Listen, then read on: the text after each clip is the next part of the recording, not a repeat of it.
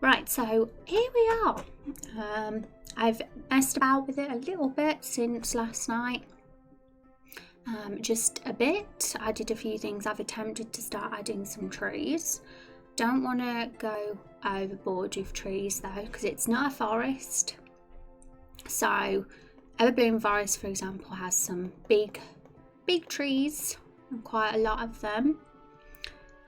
But this map, we probably just mainly have small bush ones, little tiny ones, but the odd big tree won't hurt. We'll see how it looks, but because I think it looked good with them there. It doesn't look as plain on the roads.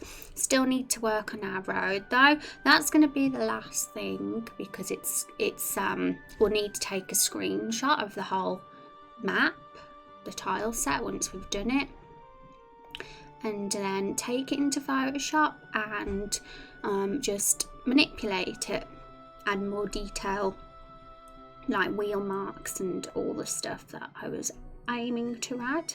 I lost the reference photo though that I had when we had the crash on Tuesday. I had it tabbed open and I don't have it anymore, so I'll have to try and find it again. But that was like the perfect example of the kind of road I was going to be aiming to do. But I don't know if we'll be doing that today, because it's the last job and there's a lot of map work to still finish. And I did want to have a little mess about with the wagon today as well, so we might do some of that in the stream today as well. We will see how it goes. But for sure I'll be finishing things over the weekend, because there's still a bit of map work to do, and by Monday I'll have hopefully a complete map to show you all. But it's hard to say because there's a lot of work to do this weekend. Character sheets, finishing the cutscene sound effects and all that, and also potentially another YouTube video this weekend, but not 100% sure yet because it might take longer than I expect, but we'll see. There might be one. So we might be finalising things with this map on Monday, but I can't see it being something we do all next week.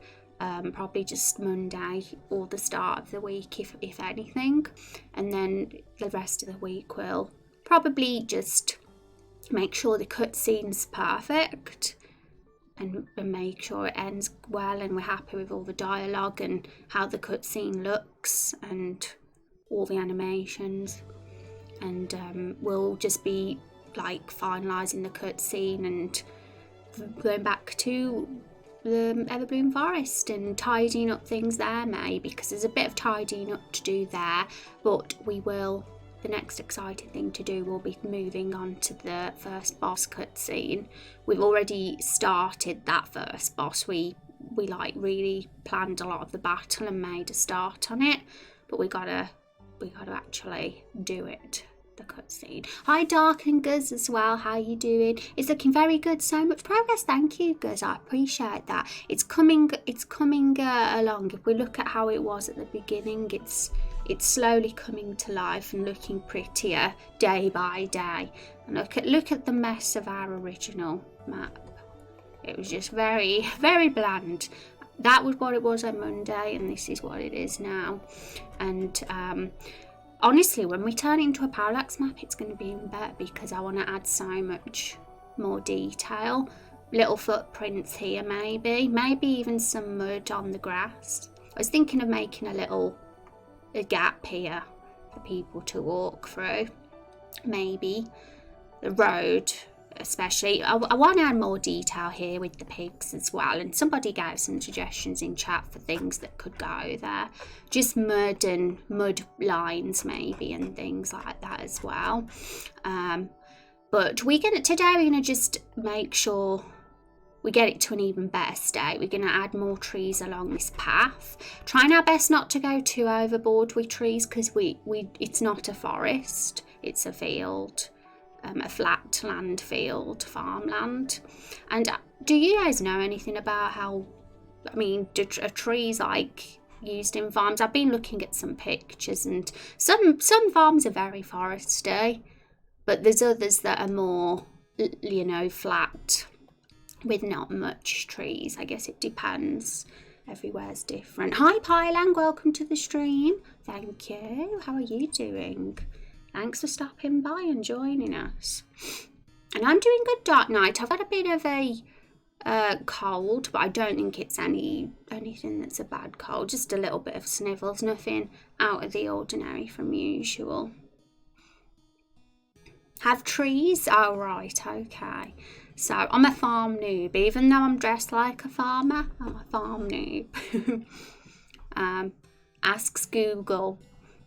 Sometimes I ask Google and it doesn't give me the answer I want, but it is the smart thing to do.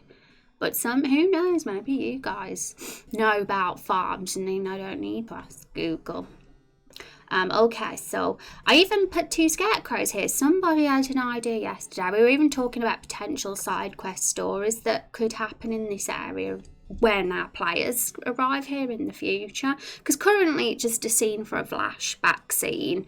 And so we're not actually here yet as a player, but I think that we will be coming here shortly after the Everbloom Forest, and we've come up with some potential side quest ideas, and one of them was about scarecrows that want to be together but can't because they're apart. The red one should totally be the boy and the blue one the girl, though, just to switch things around a bit. But I want to do some sort of crops here behind this one because at the moment we've just got the parsnips and we've already got those here, so I'm thinking about adding a little bit of variety today as well on this left side. The right side's looking good.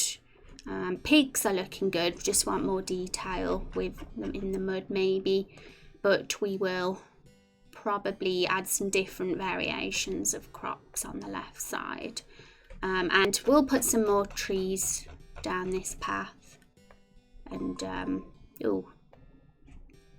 getting a threat on my antivirus again. Well, I say that as if I get it all the time and I actually don't, but once in a blue moon I weirdly get something get put into my virus chest and I've not even opened anything, so very strange.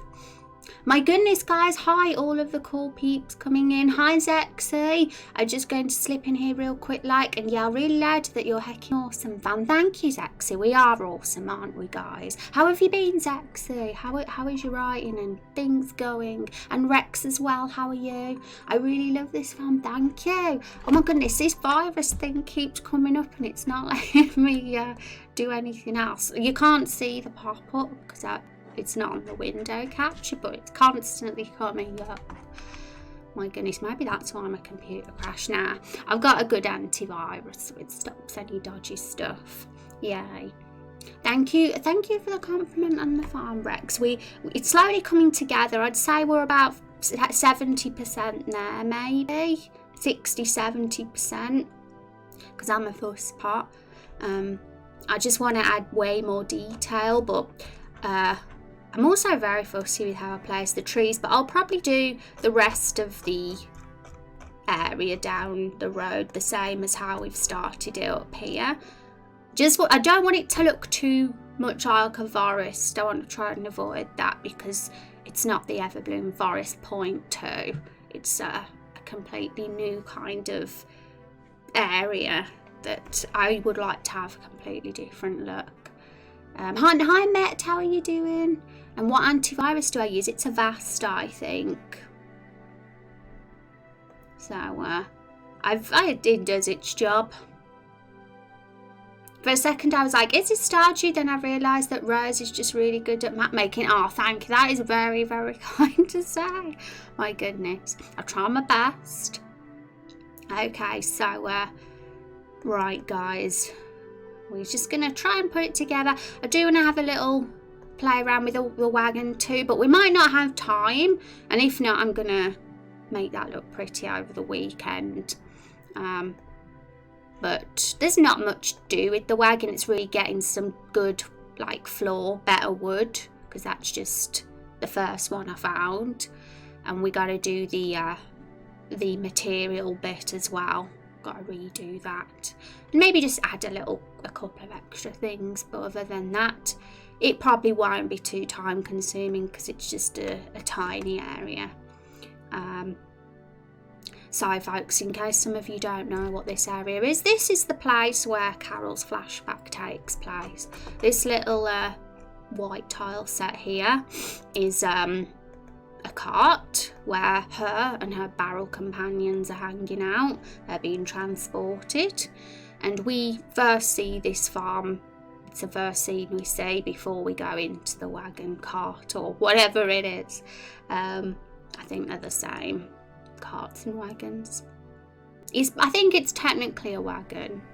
I think that's what it's supposed to be. And so yeah, but even though it's probably only going to be on the screen for not really that long, all in all, I'm going to make the most of the error and make it an excuse to visit at some point in the game, because why not? We've worked hard on this, so might as well. And we will have it as a new area. We'll think of a good name.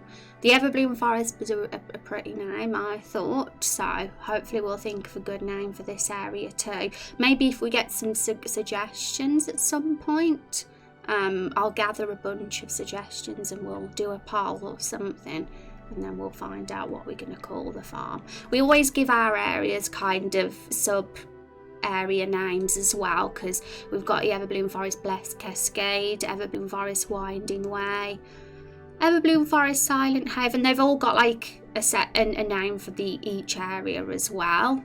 So every single map has its own name, not just the whole zone. And yeah, we'll probably go all out. We'll end up probably making a little farm village that's not far from this place, and maybe even a dungeon here too. I can't think of what dungeon would complement this area just yet, but I'm sure there could be some. But honestly, we probably won't come here till episode 2, because the more I think about it, the more I think Everbloom Forest will probably end up being all of episode 1, if we really flesh it out, that is. It depends how large the story content and side quest content is there. It's hard to say at this point, but there's a chance. Maybe something with homestead in the names. I don't know. I'm sure we'll come up with plenty of ideas. Yay. Well, I'm going to get my notepad file up again, because I always do when you guys are coming up with cool ideas. I had it up yesterday because Shu was coming up with some really fun ideas for stories at this farm involving the pigs and scarecrows. So at some point, like when it's relevant to talk about those again, I'll probably end up bringing them up and we can potentially come up with some cool ideas for them. But it's definitely a bit early at this stage to think of the side quests just yet for this area. We gotta think the Everbloom Forest ones first. Okay, so I'm going to put name ideas for farm area here, and I'm going to just, if anybody does say in chat today, then I'm going to make note. Lexian's already said homestead, so that's one. And when we get enough, when the time's right, I'll get a poll put together. Hi Neffel, how's it going? It's good to see you. Hope you're having a good day, Neffel. Okay, so where are we going to begin? I was thinking of sunflowers because we've got a really nice sunflower asset, and I think the colour scheme of this farm, sunflowers would really look nice. I mean, we've got like sort of orangey yellow like trees, and I think sunflowers would complement the colour scheme that we've got going. But at the moment they're not set up for looking right on a field, but I'm gonna probably just slightly edit the tile set so we can actually make a farm area of sunflowers, because there is totally such a thing as sunflower farms, isn't there? So it makes sense. And maybe we could put, I thought about putting the sunflowers here behind this scarecrow, but I don't know if, actually the blue and yellow might look nice together. I wondered whether it would go. And I randomly just thought of a blue scarecrow and a red one, because we're going to swap it round and make the red one be the boy and the blue one be the girl. I kind of want to do that, because they're a couple. They're a couple that can't be together. It's a tragic love story. Hi Van, how are you doing? It's good to see you working and lurking. I'm crazy busy today. Hi Snow, I have a command for that. I'm more prepared, because it's a common question that gets asked. It's the reason I don't put myself under the art creative category, the biggest reason. Because, well, I wouldn't say I don't do none of the art, because I've made the barrels and some of the assets, but most of it is resources that already are out there that I sometimes edit to get the look I'm after. Okay, so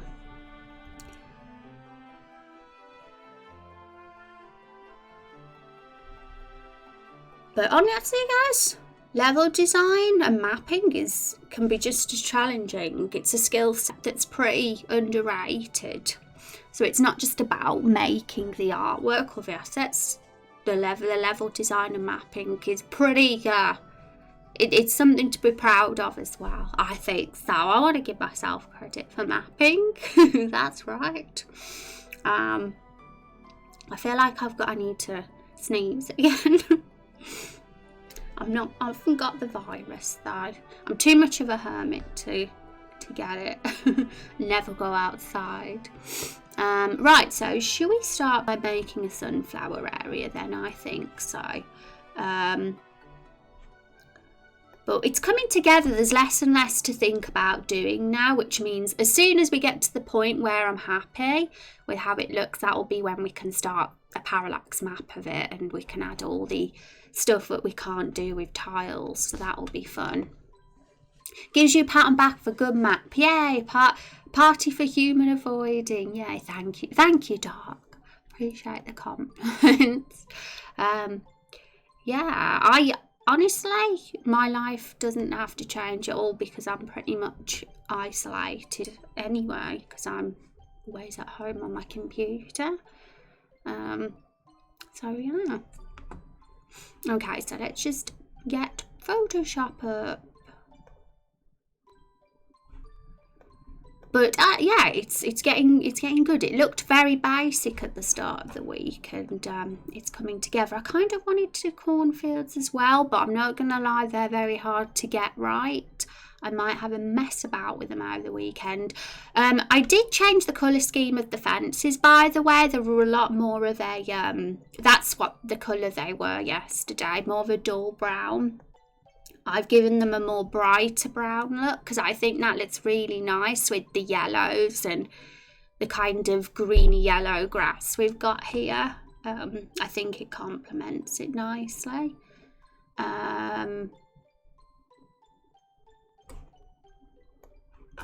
So sunflowers, here we are. I like them with the reddish bright brown look. Thank you. Yeah, it's like it's surprising what you can do with just a little slight colour change. And oh yes, Exo, and anybody else as well. The dialogue for the rest of the scene has been done. Well, sort of. The first draft at least anyway, because I'm always up for like suggestions by the community. I got a command for that. So yeah, it's still there. Is it scene 6 or scene 7? The one with the car. You'll see it anyway, guys, if you want to look. And because I think it was the last time we worked on it, we hadn't finished. We got to the point where Hank went up to Oliver and was going to give him a little story of the real tale of what stars are, and I kind of expanded on that and then it leads to the cart hijacking after that bit. So there's several dialogue boxes extra than last time. Oh yes, and because I says this will probably be done next week, the mapping I'm pretty confident we can get it done Monday's stream, maybe or early on in the week at least. Maybe I'll get it done the weekend, but I'm not going to get ahead of myself just yet, especially if I'm going to be making a YouTube video this weekend too. But really, once the mapping's done and we've confirmed we're happy with all the dialogue and the cutscene stuff, I'm 90% done with that as well. I'll be making a sneak peek YouTube video with the whole scene. So, yay. Barrel scene. Time to show off the barrels to the world. Oof, I have a lot to catch up on. Homework. Yeah, only if you get time, of course, Lexi. No pressure from me for you. What do you mean very blurry? Probably because we're on 400% Zoom, my friend. That's probably why. Right. We're going to get more blurry now because we're going on 1000% Zoom. But it's pretty. Let's be nice to the artists that make all this work, shall we? They deserve a lot of credit. So I'm trying to make a sunflower farm, and right now the two separate. So let's just get.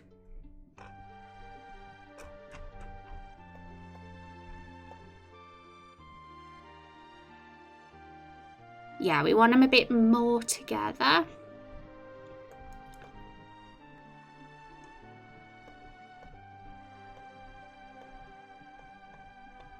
And also, we want to move them across so they're not on the line bit either. So yeah, just a few little small edits.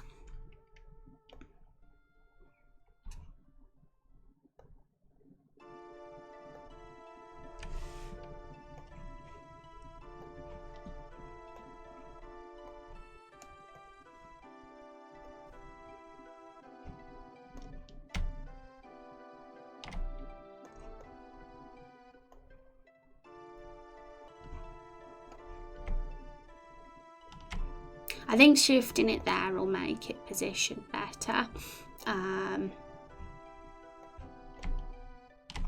Can we fit these in the same tile?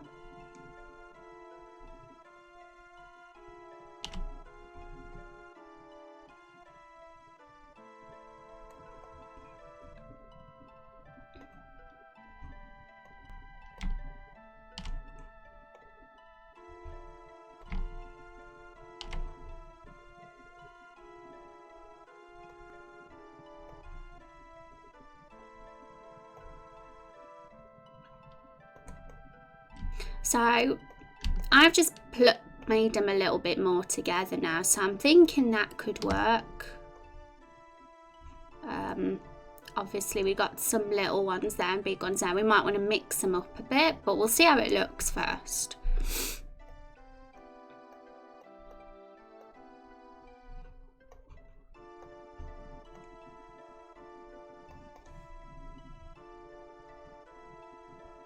Short face, the flowchart still makes me giggle. Yeah, the short face. Which one? I can't remember now because it's been forever since I've looked. Just wondering why it was blurry. Well, they're both like not kind words, even so. And if you have looked at the rules of this channel, you'll see that we don't have like mean things said here. So just give you one more chance.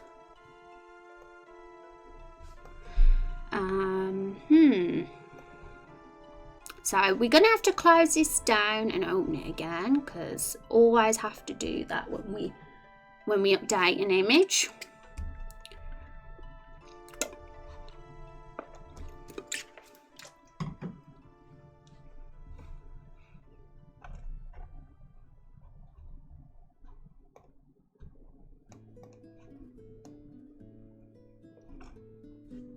Okay, so it works now and it's positioned right. The only thing now is maybe having a bit of variety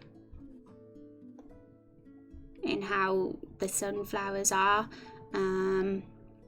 Also, we might want to fill up the other side as well. So let's see.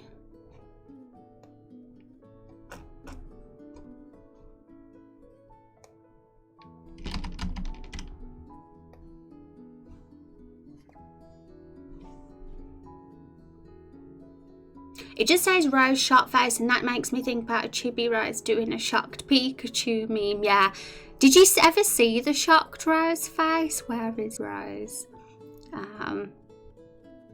Because I actually did a shocked face for her, and it's great. I'm trying to like go all out with expressions. There she is. There's shocked Rose.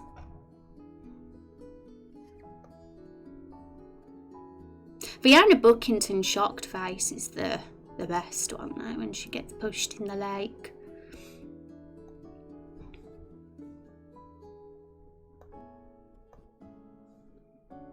Lots of rose faces indeed. I've got addicted to expressions now. For the cart scene where she jumps on the cart, you guys haven't seen it yet actually, but you'll see it once we've got the mapping done and we run through the cutscene again. She looks like really ready to pounce. I got like her body's a little bit different. She's kind of crouched as well. She looks like you couldn't mess with her. She looks very, yeah.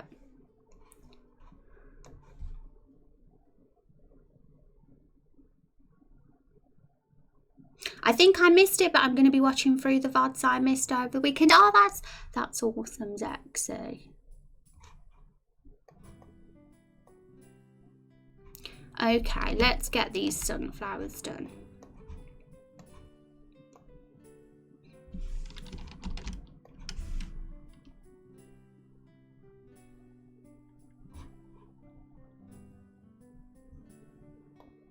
Yeah, you were. Sorry.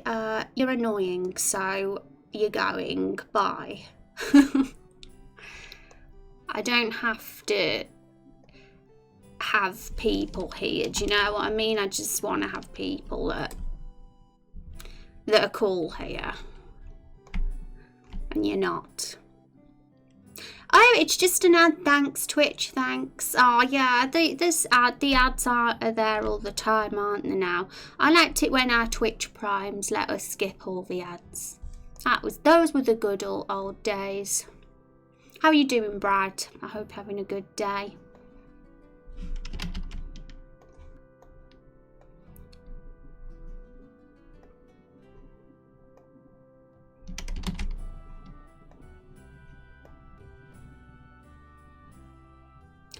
Okay, so I was a silly Billy and I didn't keep the old layers of these, so maybe we should just go back and do this again. And rather than, I overlapped them, and it's good to keep these original assets because we're going to need them. So I'm going to just do that.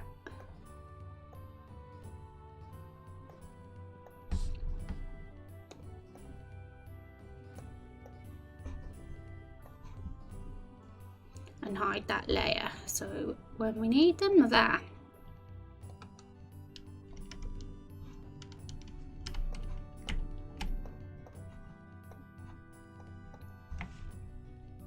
Doing okay, nice sunflowers. Yeah, they'll look great on our farm. We're gonna make a little sunflower section on our farm because I think that the yellow of them will look really good on our farm, match well with the colour scheme.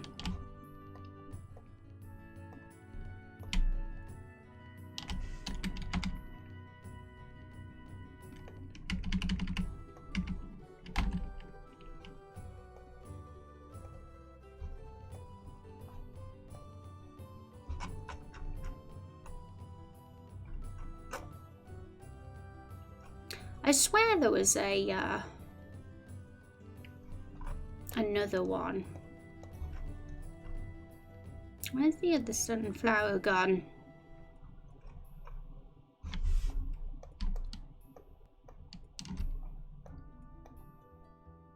Oh, there it is. It was all hiding and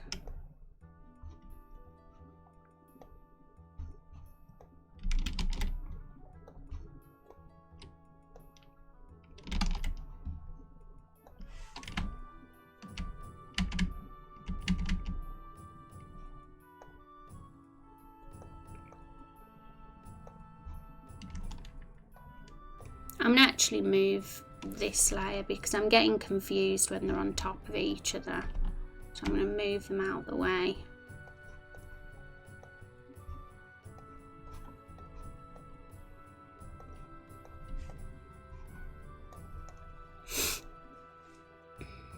Hi Chub, Rosie Roseface, that's my name. Chub knows my secret spy agent name. Make some moonflowers to go with your sunflowers. Moonflowers! Yeah, I don't know if we'd have those as an asset. We kind of have to just go with what we've got. I kind of just scour the internet for appropriate assets. And sometimes, yeah, if there's something we really want to make that doesn't exist, we do it. Like I've sometimes made assets from close to scratch. That's why we made Carol, because we needed a barrel. There wasn't a human barrel on the internet, so we made Carol the human barrel. But yeah, sometimes just for time reasons, we don't want to get too overly fussy, because we'll be here making this farm until May.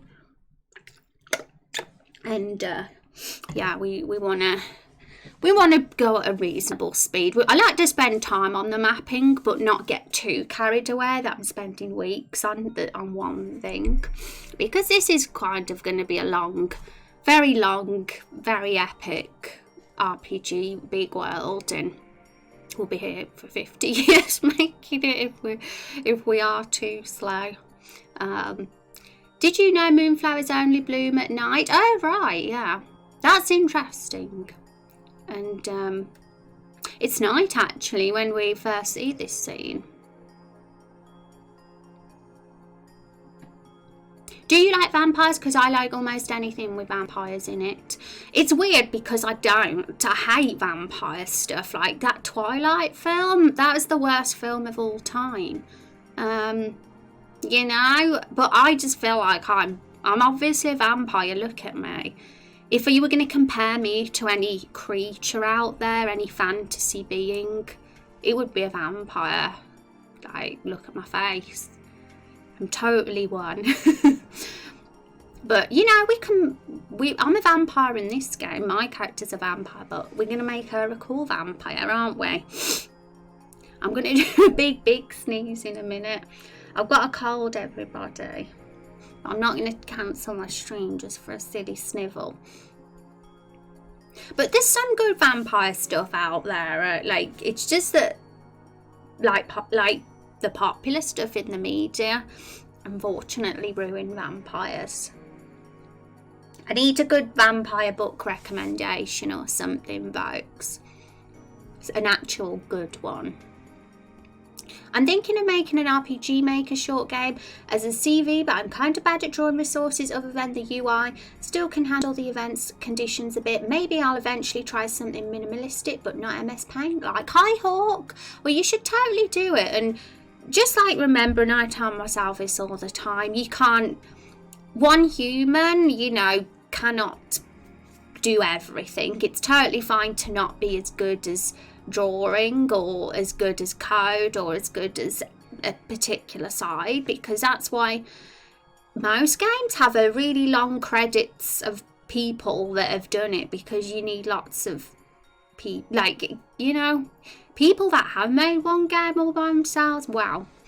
But you know, it's okay to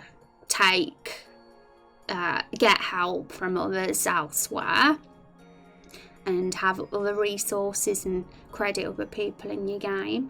But it's okay to be ambitious too and want to do it yourself. It's fine. And if you do, then, you can just try your best, and I'm sure what you can do will be great. Sometimes we can be harsh on ourselves, and I'm sure your drawing isn't that bad.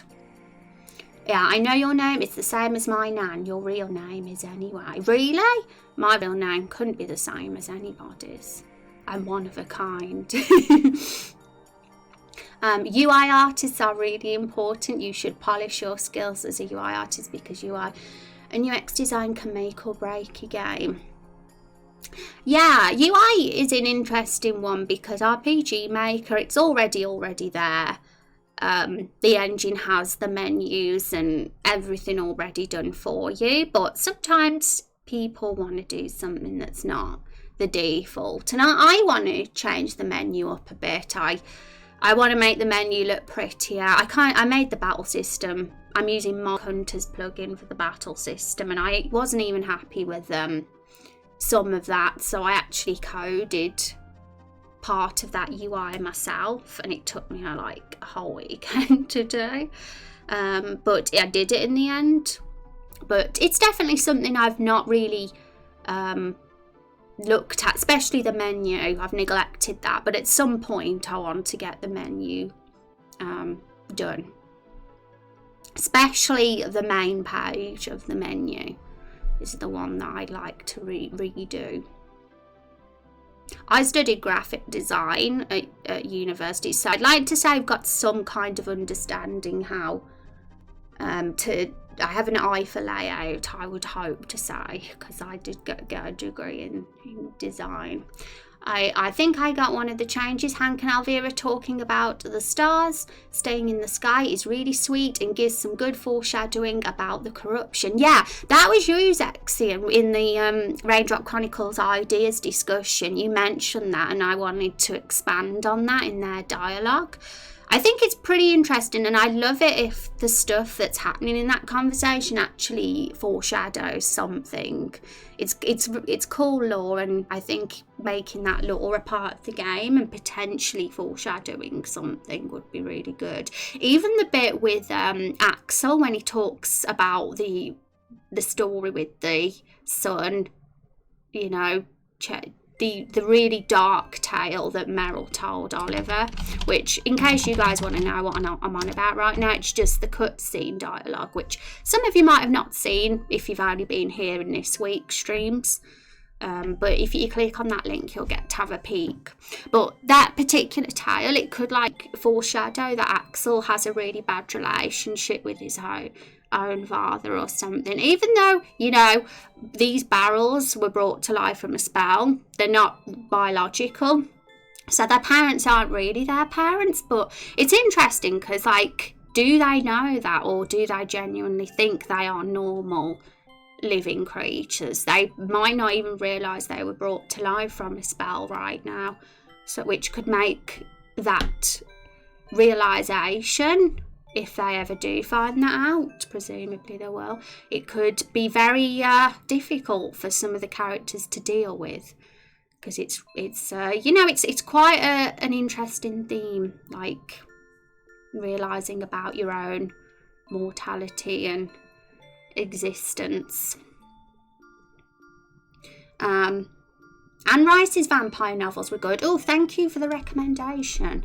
I'll make sure I look into that one. I can't stand Twilight, LOL. I think it's more of a love story than a vampire movie. It must be, because, yeah, their vampires weren't very vampire-ish, were they, to me? If you want some good vampire stuff, you should look more into Vampire the Masquerade. That's where you got the acid idea for Rose's Blood from, if I remember. Overall, their vampire lore is heckin' neat. Yeah, and there's a new game of that coming out, isn't there, soon? I'm aware of that, I believe. But yeah, I actually own Vampire the Masquerade on Steam. I've not really played it much because there's so many Steam games I've got in my library that I haven't really played. But I know that it's a very... people really like that. It's got quite a following, and I have actually been inspired by some of those ideas for Rose's some of Rose's battle skills and lore. So for sure, it's good that we've got some vampire pros here in chat, because we can make Rose awesome as a character. Hello, peoples. Hi, Kermit. How you doing? It's good to see you again. How are things going? And Dava, if 4 shadow is good, does that mean that 5 shadowing is better? Oh my goodness, that pun. Dava knows the puns. I really like Dava's idea, actually, that he came up with about Carol. And if there was ever, like, bits of wood on the ground, that would be really gory to her. Or any of the barrels in general. He mentioned that in the Discord. I was like, oh, that would be a good comic relief moment. Poor Carol. So if they weren't born, do they feel pain? How can they feel pain if not biological? Not everything biological is born, chub. Mind blown, David. Mind blown. Yeah, well, that's the thing. They were brought side by spell, so they might as well be biological. They're exactly like how a human would be, or a living creature, a humanoid, anything. So they're like that, but they're not. They're brought side by a spell, and that's something that we don't know yet. We know it because we've talked about the lore and the plot, but the game doesn't know it yet, or the players that would have got to this stage of the game. But that's the fun about writing. You know things, but the readers or the players don't know yet. But at some point, things will be revealed, I'm sure. There's a lot of interesting concepts to think about, that's for sure. I'm sure we've only just scratched the surface. Okay, so this flower can go there.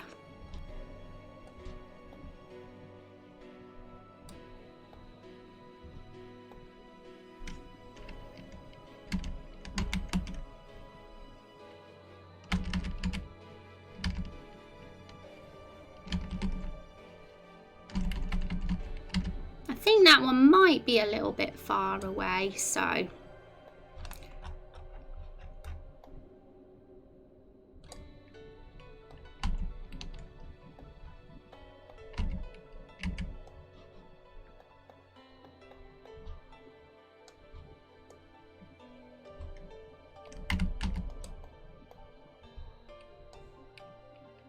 I really like those sunflowers. Well, thank you. We had someone come in earlier, really criticised. Well, not really criticised them, but it was like not exactly a compliment. And I banned them. Because we don't have mean things said here. And, there's a way of saying things if you want to give constructive criticism anyway. And it's some people do not have social tact, to say the least. And he answered me back as well when I told him that I'll give him another chance, but it was a warning. I got an answer back, so I banned him. You say, okay, I'm sorry, I apologise, I won't do it again, I'll be nice. But when you get the cheek back, you know that you're dealing with a bit of a tool. So it's like, no, we don't want a tool here in a community. Nope.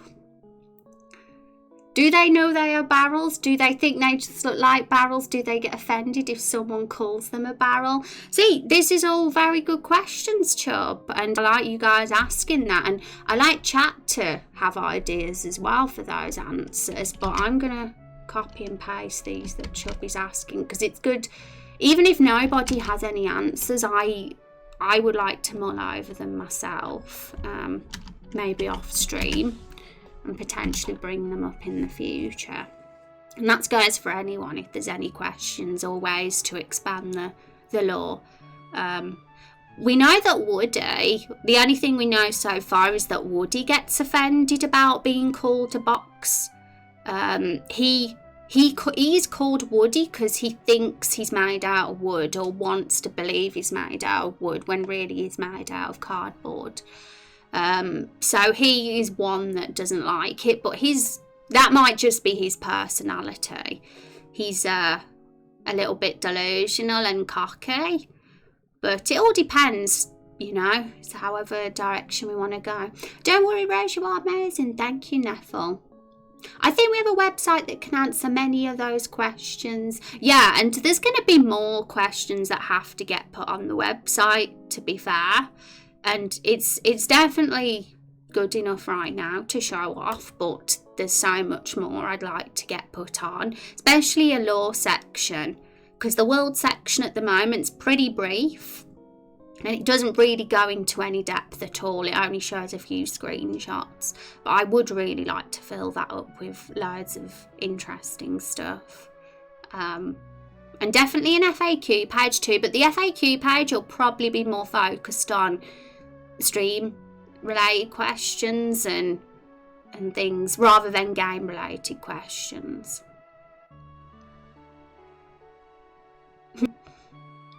Young'uns like to be edgelords these days instead of helpful. They insult and expect you to take it as critique. Yeah, I kind of don't want people like that here, because that's not really the community that we've built here. I'd say that everybody that comes here is we're older and we're quite mature. And I know there's probably some of you that aren't older. There's probably some younger ones here too, and that's totally fine if you're mature. I don't like put an 18 plus age thing on the stream. Like, if you're under 18, that's okay. If you're a mature and sensible person, it's only like if you're like an ass and really immature, then it becomes a problem. Soggy cardboard. Yeah, he's not soggy yet, but he's gonna be soon, isn't he? Poor Woody. That'll be a good scene. I was saying how, because we haven't met the boxes, and we probably won't for the boxes, the barrels and the box, and, well, you know, they're not just barrels, so it's hard to call them barrels, but containers, so call them containers, because we haven't met them yet and probably won't for a bit of time. I definitely would like to make flashbacks in the game continue until the point where we meet them, because they're such good characters. A bit like how Final Fantasy VIII did the whole thing with Laguna. We kept seeing him now and again, and we can do that with Woody and co. We can keep seeing them. This won't be the last time we see them, I hope, in this flashback. Well, don't put too many of the questions on the site. We've got to leave some answers for the game itself. Yeah. So, yeah, that's for sure. Mainly it's going to be YouTube videos, because I'm hoping to do a YouTube sort of series about the lore of the game. You know how we've got the story so far? It'd be similar to that. I just narrate it and just talk about what we've confirmed and some of the lore in the game. And it'll be cool for people to watch, especially if I do have questions and are curious. And because the one that we were doing a few weeks ago about the raindrops and about the valuable element in them and about the antagonists that try and use the barrels to make more money, more raindrops. That's something I could make a video on, because we've kind of fleshed that out quite a bit, but there's still a lot of people here that probably don't understand or even know about that yet, because we only talked about it for, you know, a couple of days, and then we moved on to other things. So yeah, things like that, if we ever like get really deep into stuff, it'll be worth making a short lore video. Probably only a couple of minutes. I won't make it super long, but it could be worth doing just to be informative, and it'd just be things like that would get put on the website, perhaps. I am young. I am 27. Yeah. And in again, expanding on what Zafira says about the insults and critique thing, it's just not helpful, is it, really? No, nobody likes what's the word? God, I've completely forgot the word now. An unsolicited criticism, or anything that's unsolicited. Like, you know, if anybody ever does have anything they want to suggest, usually you go, oh, I've got something I'd like to bring up. Can I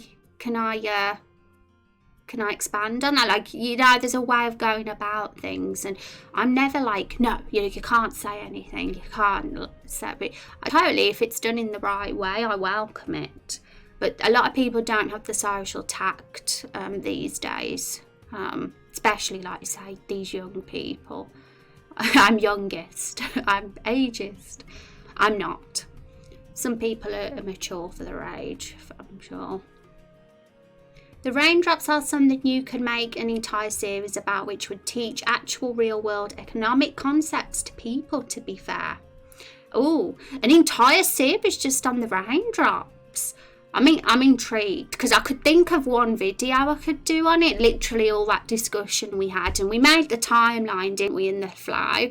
I could make that into a video, but I'm sure like over time, as it all gets expanded, we can do even more. And if you guys want to expand on it and talk in the Discord about it, then I'm like, oh yeah, I might even add that to the video too. I'll read what you've said. I'll try to be respectful. If I am ever, not slap me. You're fine, Chub. Like we say, banter is fine, and nothing you've ever said has like, I've never felt like, well, that is over the top, you banned, Chub. Never like it felt that about you.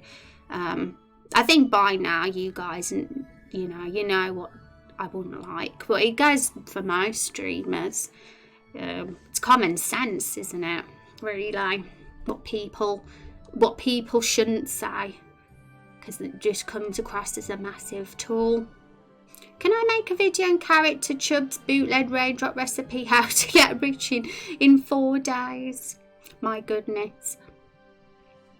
Honestly, I'd be excited if like there was ever any like fan responses or videos if you guys did them.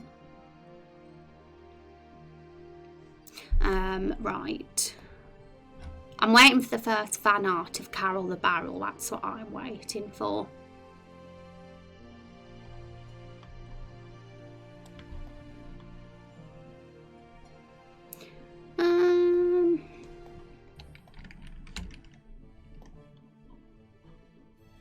Let's see how that one looks.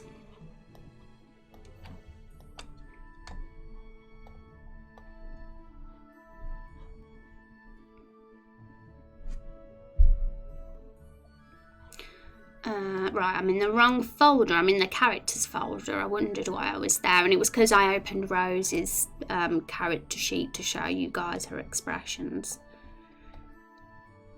I was like, where am I? Well, I'm in the characters folder. Okay, so rightio. So as I also said yesterday as well, like usually sometimes in stream, we don't get much work done. Like yesterday, for example, we hardly did any work to the farm. Most of the stuff I do off stream, and that's totally fine because streams are the time to chat and discuss things. It doesn't matter if they're a bit less productive, so I don't ever want anyone to hold back and feel like they can't talk in chat because they think I'm working or something. Just because that's something that's popped up now and again. Sometimes peeps have said to me that they didn't want to chat because of that. Right, so I think this could work, but I definitely want some variety, so I'm going to probably do a second tile of these, but with them in a different position, just so it doesn't look like the same repeated pattern over and over again. I do like the big sunflowers though, I have to say, but I'm wondering how I can fit those in without it looking... They do look... I might like them better than the small ones, in all honesty. What about you guys? Do you like big or small sunflowers? So I'm not sure if we can have both. It might look a bit strange to have some big and some small, unless we combine them, but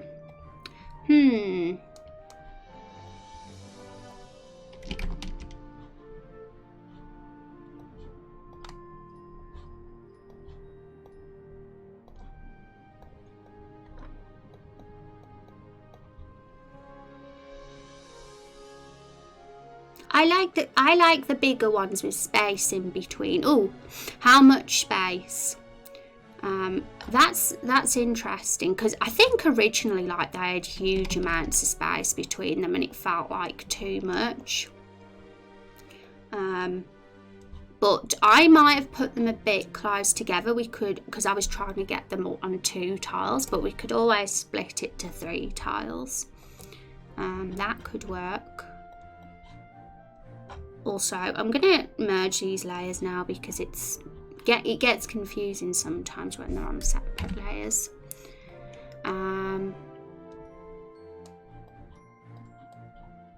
But sometimes you need the layers because then you regret it and you're like, damn it, I can't move it now. So yeah, I had it like that because that fits on 2 layers perfectly, but we could also, yeah, if it's on 3, there tends to be too much of a gap. And it's definitely a challenge with the tiles because you want to keep that repeated pattern consistent. Whatever feels easier on the eyes. Yeah, we'll say. We'll put it like that for now. And we'll put one on this side as well. Maybe it'll look cool like that. I think the reason it looked better was probably because there wasn't one on the other side.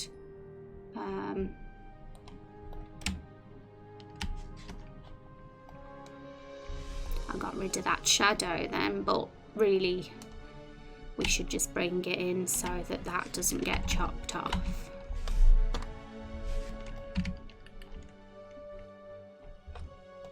Maybe we should flip that one just for some variety.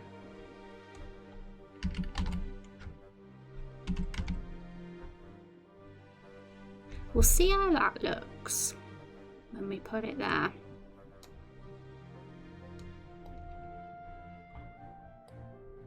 The small ones looked okay, but there's something very nice looking about the big ones.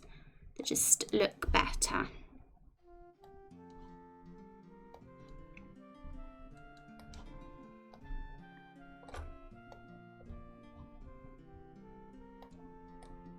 Yeah, maybe when there's a field full of these, having a gap, it wouldn't really, it would probably look good. So let's have a look. We'll open it up again. We'll delete these at the moment. Or, hang on, I'm confused by what's happening here. Let's just delete them because I think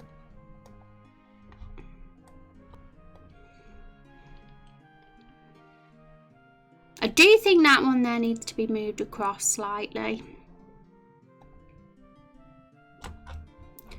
Just so it looks more in the middle of its furrow.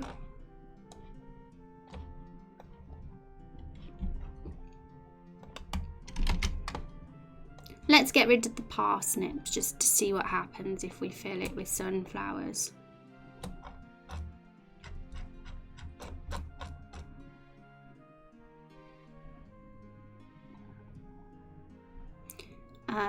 Right, maybe we just need one there.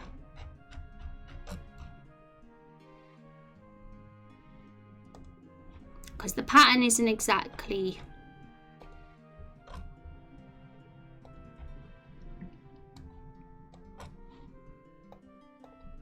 feels like the right side is missing an extra flower.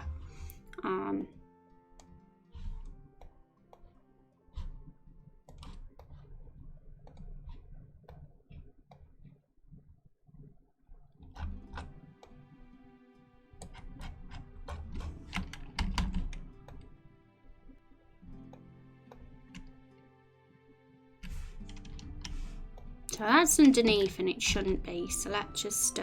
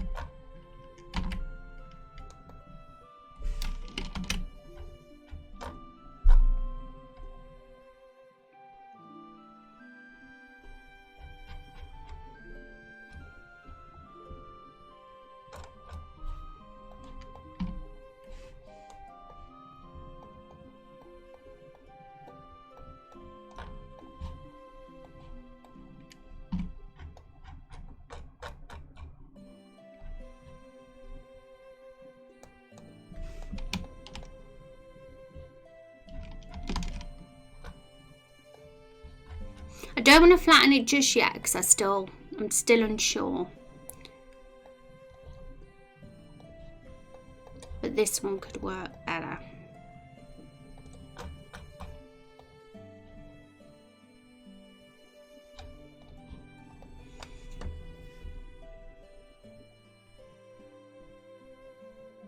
You found you the odd one out? Is that has that happened in the past with things? But no worries. It's always good to get a second eye no matter what. But yeah, it's only a bit difficult because it's tiles and you can't pick and you can't really. It's We'll see. Maybe I can do it. Maybe I just need to think a bit outside the box. But we could add these to a parallax map, but I'd like to do most things on tiles if I can. Right, so there's just something I think I need to do that isn't quite right.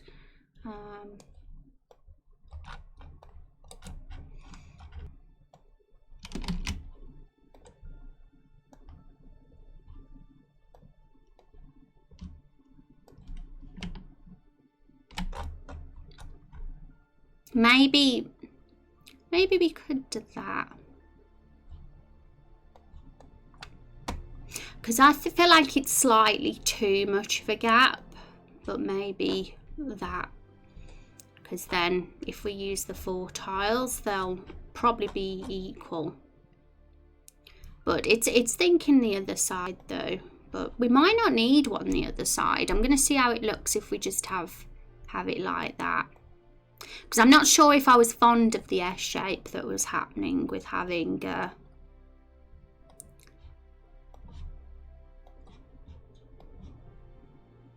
the sunflower at the other side. We'll see. Sometimes you need to mess about with these things to get the desired look that you're after.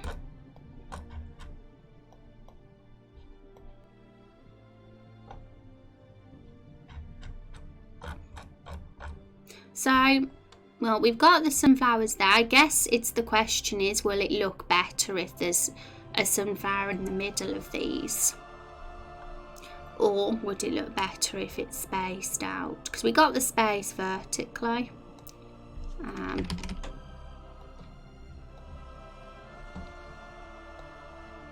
We need to look at some sunflower field reference images, I think, to see how farms do it.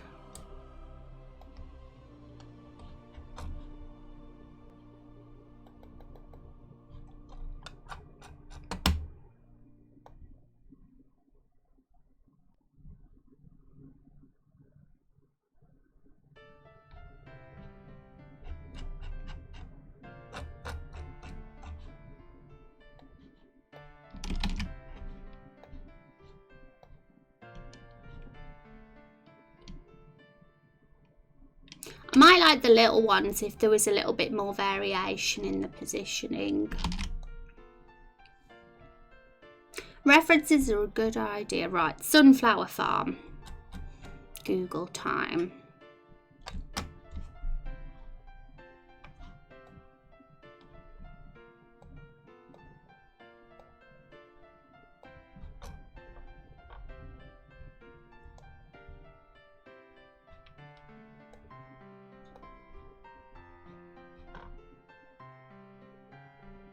I'll show you guys in a minute.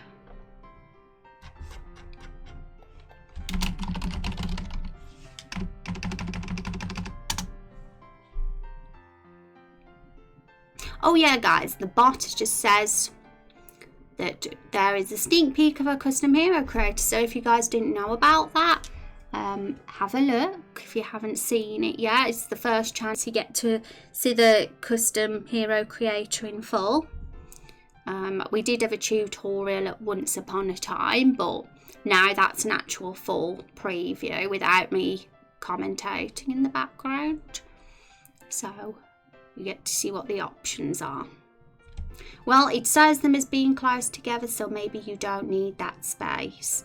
Yeah, We could fill it all out and see how it looks. We haven't actually looked yet to see how the whole field looks full. It might actually look all right. But I'm looking at some reference pictures here, and they do seem to have a...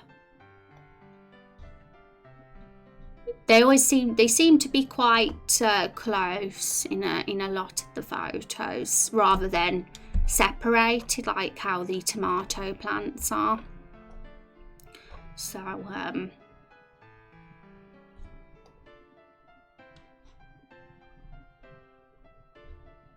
there's some that are a bit more with lines. I guess it depends.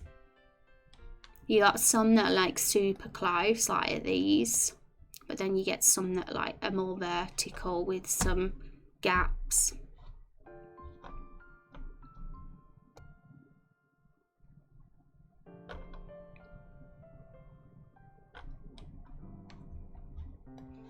And then you've got like an endless field of sunflowers.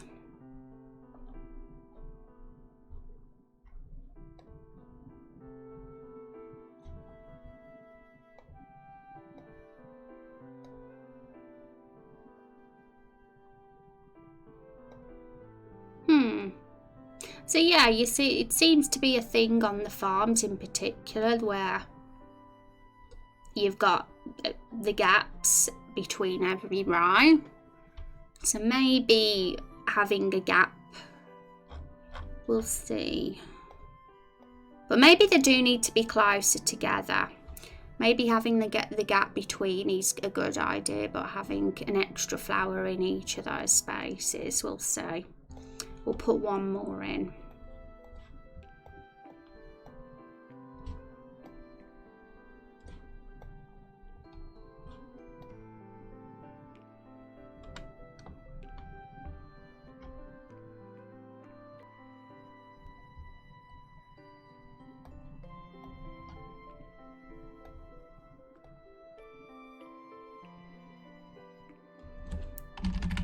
And I'll shift it across a bit so it doesn't look too much the same as the one above it.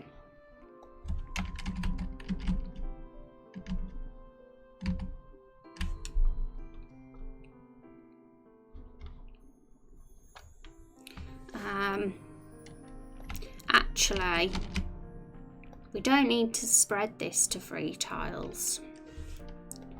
Or maybe we could. Hang on.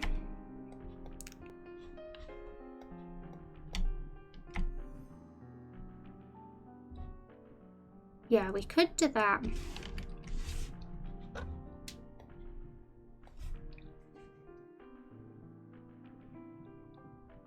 Weird question. Do they have sunflowers over in the UK?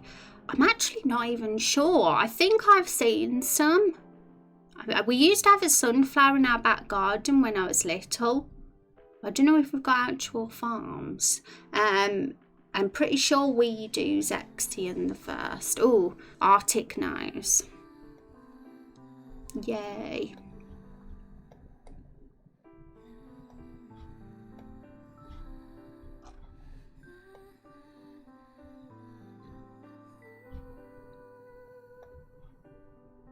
I'm hungry already. What's the time? It's not rose snack time yet. What's going on?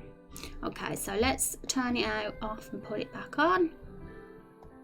But yeah, so if you have looked at the dialogue flows, guys, and you've seen how it all ends, it kind of stopped at the point that after Alvira and Hank's conversation with Oliver, because that's where the hijacking begins. In fact, the hero interrupts Carol and is like, that this isn't about Rose, can we move on, sort of thing. Or you've also got the option to hear more about the companions. So we haven't thought of the next part of the dialogue if people want to hear more yet. We haven't thought of any conversation topics yet, but that's something we can think about if we, over time, before episode 1's release, maybe.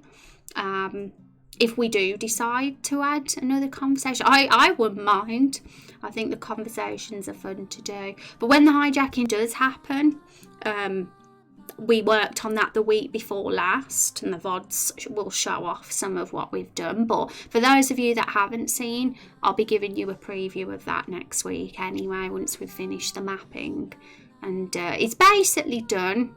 I've got to the point where Carol's rolled out of the cart and she's on the ground outside, and Rose is there and she jumps on the cart and kills the hijacker. Well, she tries to kill the hijacker. Basically, you see blood go on the ground when Rose jumps on the hijacker, and we don't know what happens next. So there's a bit of a mystery. Carol knows that she was there because she saw her, and then she's on her own. The cart drives off, and I guess it's closing up the flashback at that point. So I'll probably work on that next week once we've done the mapping. But I'm pretty sure we can get that flashback bit done next week. I think so. I'm back. Welcome back, Chub. Okay, we just need one more flower then, by the look of it. Because we got a bit of a gap where we can see too much leaf. But I think it's cool having the vertical gap. I mean, the extra row in between, if that makes sense.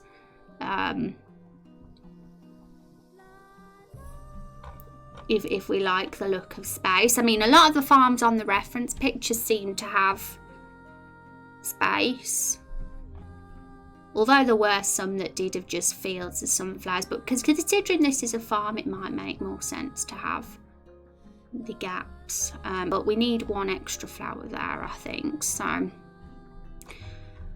ooh, okay. This is going to be interesting. We might have to actually put it on 2 tile sets, I'm thinking. No, that won't even solve the problem with the gap either, thinking about it, because we'll still see the stem. Oh, okay, I've got an idea. My idea is this.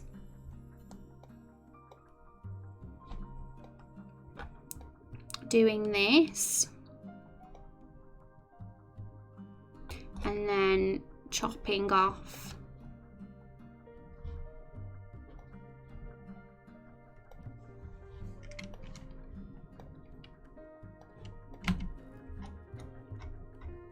in fact, we should probably do it so that the flip version is there.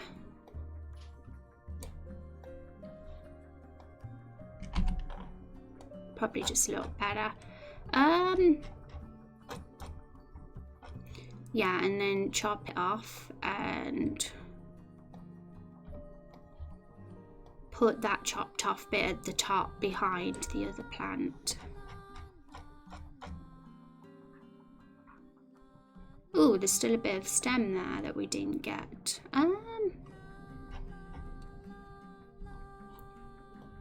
Let's put that to make sure that stem is on this tile then.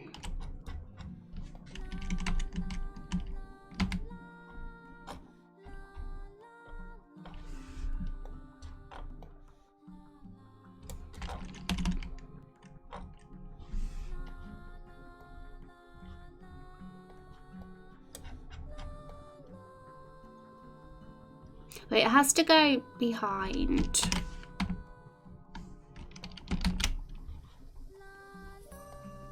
So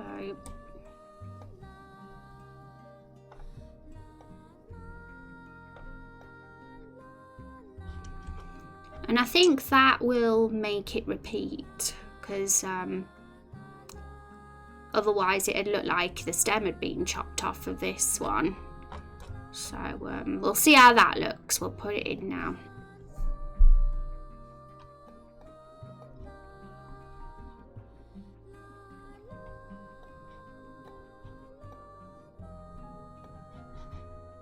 Fingers crossed. Then we can move on to the next bit of the farm. It's all bits and bobs again today.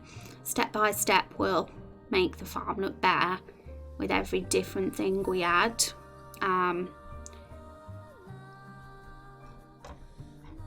Okay, so we've solved it, but there's one little problem. You can see the chopped off stem on this one. But this is an easy thing to solve. All we have to do is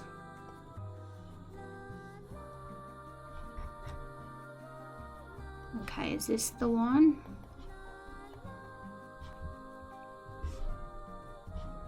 We just have to make a new tile with let's move. We've got so many sunflowers now, it's getting confuzzly. Let's move these out of the way because we're not using them. We just need to make an exact carbon copy tile, except without the stem at the back, and then we can replace all those ones. Also, that's a bit, yeah, that was a bit across and it shouldn't have been. So, yeah, that's how it should be. So, move those out the way for now. I like to keep them there just in case we need them, in case we make a mistake and need those sunflowers back. Okay.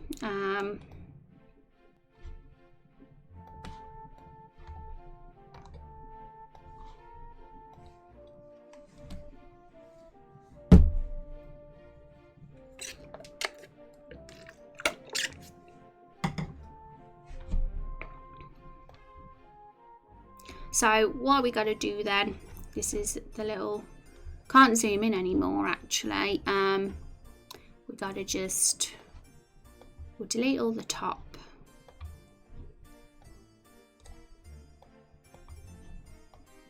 And then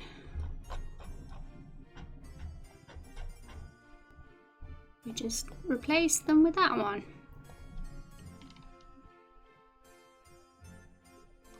Hang on, we forgot something though. There was something on that one that we didn't add that we needed to. It's literally just the tip of this sunflower because it's chopped off now.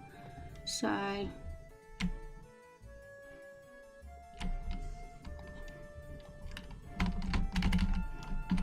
there we go. Also, we don't need that. So that is a carbon copy of that, except without the stem at the back now. And then the flower also won't get chopped off.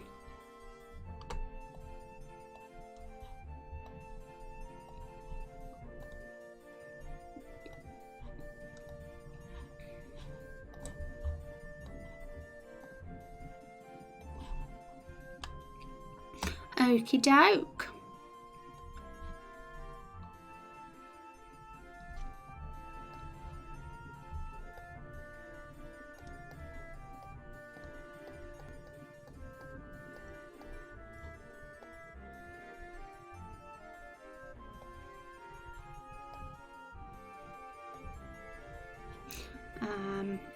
Also, I did change the colour scheme of these tomato plants. They were definitely more of a blue-green before, and now, like, they were bordering on turquoise, but now the colour scheme of them matches more better with the rest of the map. It's more like a is it a lime green?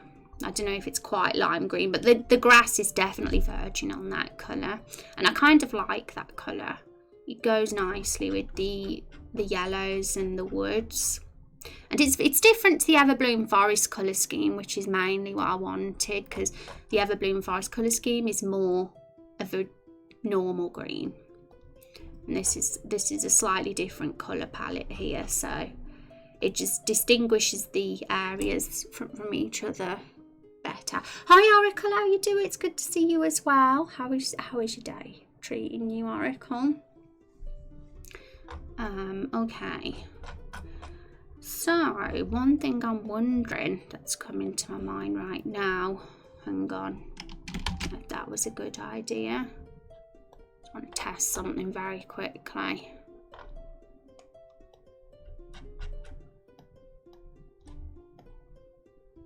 No. I'll tell you what I'm trying in a sec, but right now it's failing. It was simply, I was wondering if another colour would look better with these sunflowers rather than the kind of yellow colour we've got at the moment.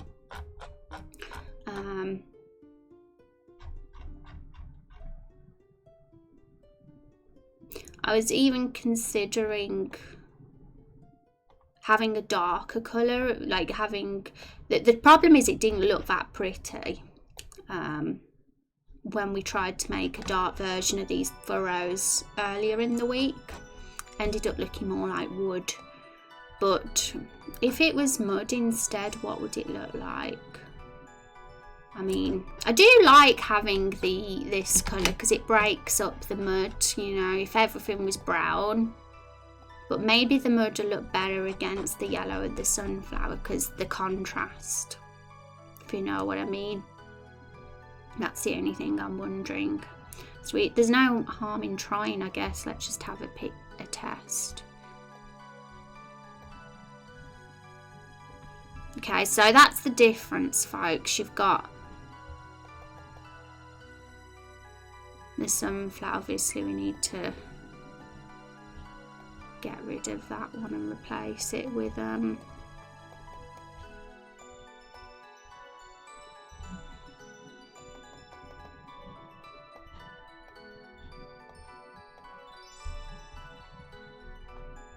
so for now I want to just get rid of the middle one so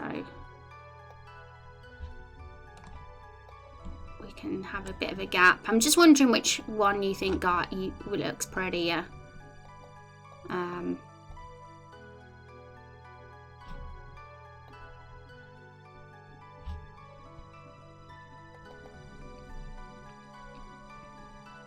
It almost looks like the sun is setting and the darker green of the tomato plants and the brighter brown of the fence really blends well with that, in my opinion. Yay!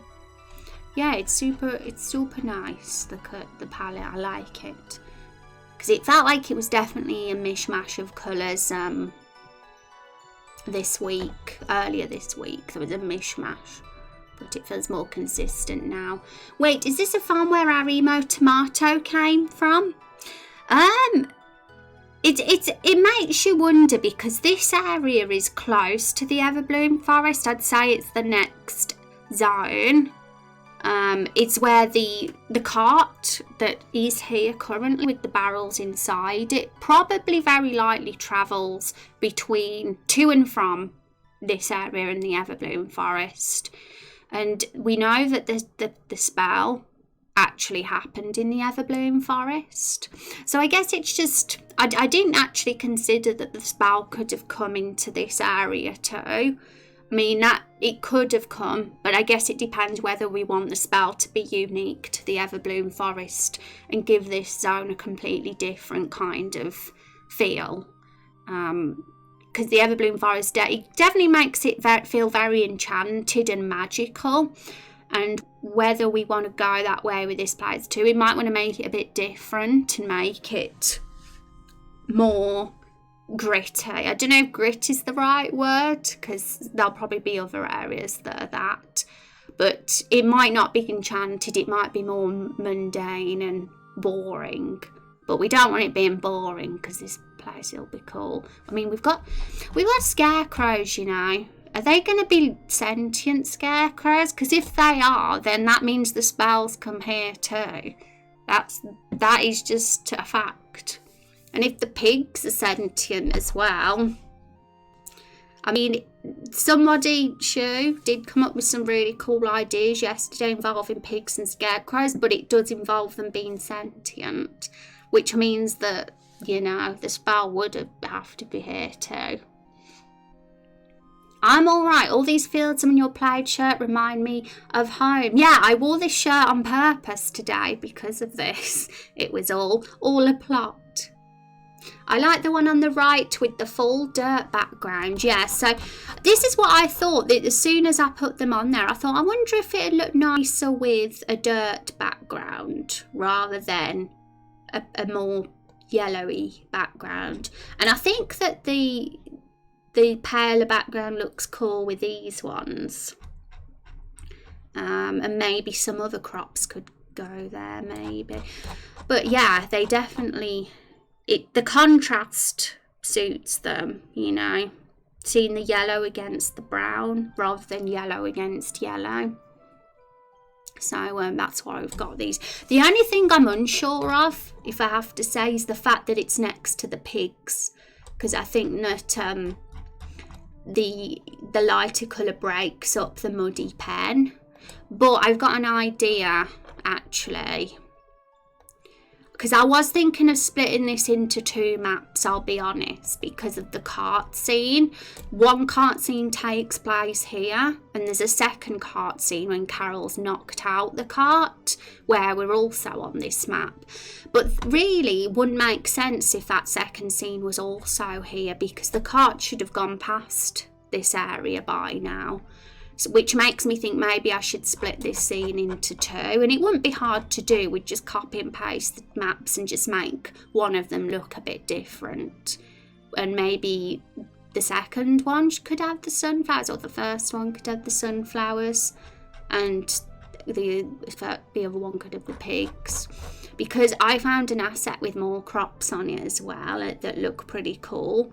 And we've run out of space. We've only got that. But to be honest, the sunflowers would just carry on to this point because it's a repeated map. The top should match with the bottom. So I'm probably going to make a second map of this, and it'll work great for the cutscene, because just think about it. The cart's been driving some time. We've had a massive long conversation on the cart with the barrels. And then all of a sudden Carol gets knocked out and the pigs are still here. And them 2 scarecrows are still here. But like, I thought we'd been riding for ages. So that is ultimately the reason I'm thinking of making 2 maps and just varying it up a bit with the crops that are there between the 2. And I think, yeah, that could work. And that way, we could have the sunflowers on one map and the pigs on the other. And maybe we could make use of these other crops I found and put them on the yellow one. So, what I'm going to do is just copy and paste this. Well, just drag it and it's done. Oh, no it isn't, because we have got the wrong sunflowers. Have to delete these ones and put them there again. They're not the wrong sunflowers, but for some reason they look different. They weren't. There we go. But we have to. And I think this way, the way we have it now, is very much inspired by the image we saw on Google. This image right here, let's get it up. This. Because we've got the sunflowers, they're very close together, all bunched up, but there's a spare row in between each one. And that's kind of what we've gone for here. We've even got the brown background just like that too. So, if I really want to go into detail when we make the parallax map, I'll also do like mud tracks on here as well, just like the image has. You know what I mean? Can you see like the little track things? I don't know what the proper word is for them, but it like shows that something's been there, some sort of wheel or person. Someone's been standing there. It's not just perfectly flat unmarked land, and that's what I want to do with the road as well. I want to definitely keep saying it because I just want you guys to know that I'm not leaving the road like this. It's going to look a lot more like a road. But yeah, so there's something on here with the sunflowers that I'm staring at right now that I'm not sure about, but I can edit that in a bit. But overall, this is kind of what we're going for with the sunflowers. Well, maybe a tomato was being transported through the forest and came to life, but before it was enchanted, it was grown here. Or maybe the spell leached out of the forest into other areas. Who knows? We can figure it out though. Yeah, it's an interesting one, Zexy. Thank you, Warrior Giggles, for the follow. I love that name. Because I'm split. I'm split with what we should do with this, because part of me loves the idea that the Everbloom Forest is exclusively the only enchanted magical place in the game, because it makes it special and unique. But another part of me wants it to go out into some local areas like here, because it gives us the opportunity to have a sentient scarecrow and sentient pigs. I'm like in love with these sentient things that shouldn't be sentient now, you know, because it was Shuford. He came in stream yesterday and had all these really cool ideas about pigs and the scarecrows, and I was like, this is so fun. It's like all these sentient things that shouldn't be, well, not sentient. Well, scarecrows shouldn't be sentient, so yeah, but pigs are sentient, but they shouldn't be able to talk. But it would be quite funny if they did, because we were really going into depth talking about pig factions and everything, because there's 2 pig types. There's a spotty pig and there's a pink pig, and there could be 2 factions. And one faction is very, like, rolls in mud and is a typical pig, very dirty. And the other pig faction is very uppity and proper, very unlike a pig, subverting expectations, and washes their hooves and never rolls in mud. And there was even talk of a Romeo and Juliet story where one of the pigs falls in love with the opposite faction. It causes all sorts of trouble. And I just thought that was really creative, and I like that there's just ideas right now for something that we had 0 ideas for. So, you know, we could expand on something like that. But if we did want to go that route, it would mean that, well, we've also got living creatures here that are living and talk and shouldn't be living, and that would mean it's also enchanted like the Everbloom Forest, and the spell affected this area too.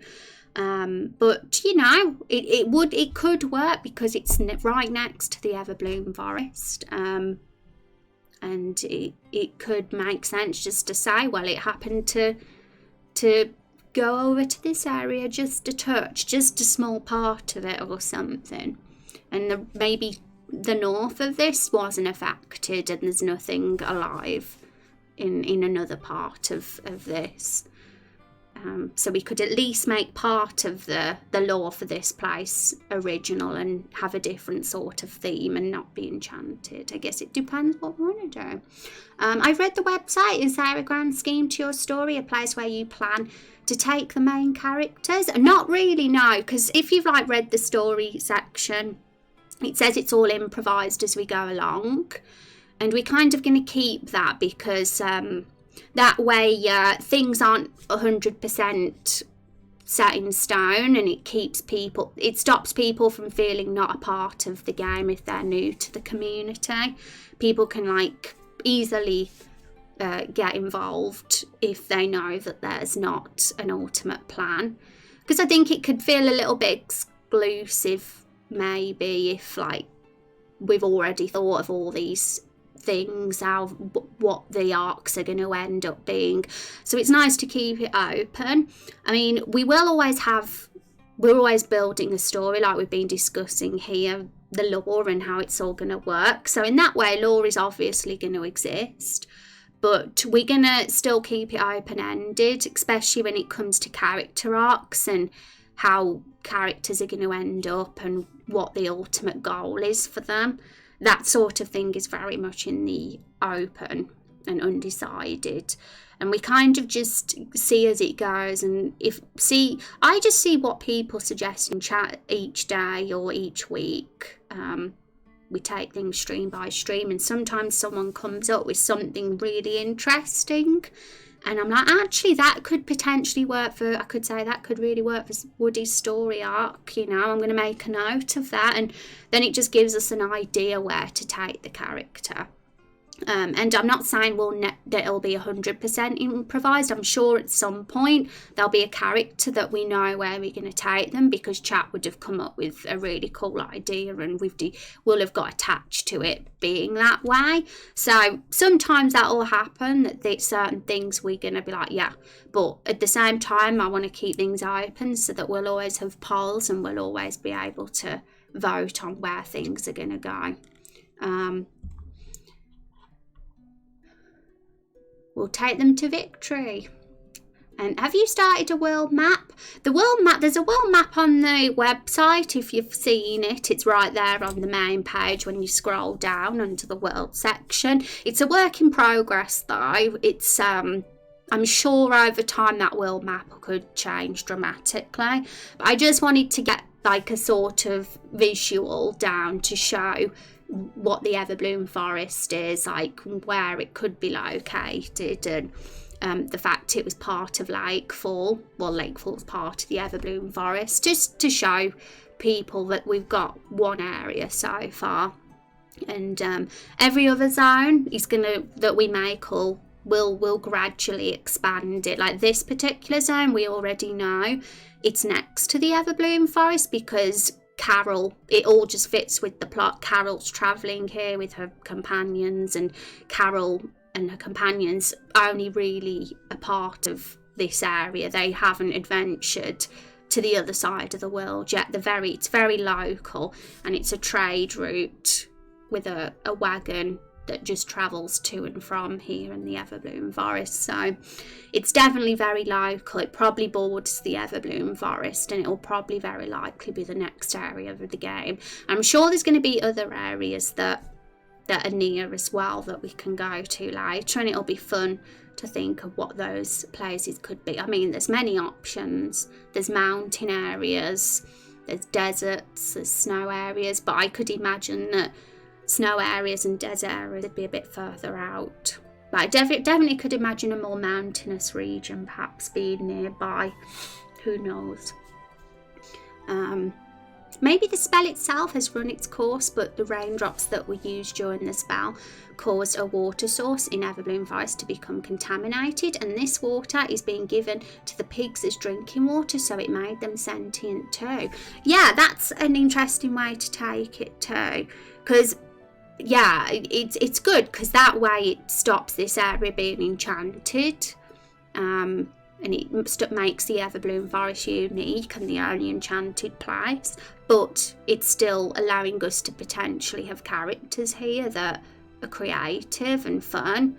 And because, you know, there's a trade route here, the Everbloom Forest in this place clearly you know, crops and stuff get transported, water gets transported, and anything at all gets transported between the two areas. That's why we've got the barrels there. It's their job to transport different crops and items between the two areas. That could be an easy explanation for why the pigs, etc., became sentient, because they drank the water or something. So yeah, for sure, that could totally work. I'm gonna copy and paste that as well.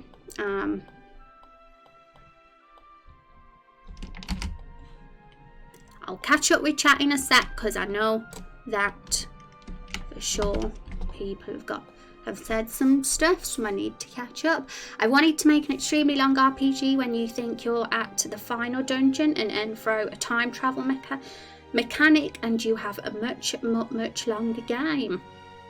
Time travel is always lots of fun, and I think we've kind of perhaps like subtly said that there will be that in Raindrop Chronicles, just because we've got two character sheets that have mentioned it. Juice's character has mentioned that his character kind of teleports between areas, and it's all very mysterious.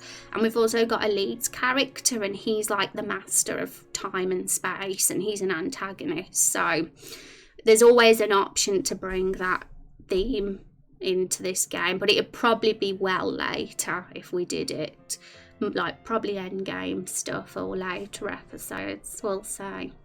I can't get over the farm. It looks so good. Oh, thanks, Rex. You really think it looks good? And we've not even... I still think we're only about 70% there. Maybe 80% now. Now we've got the sunflowers.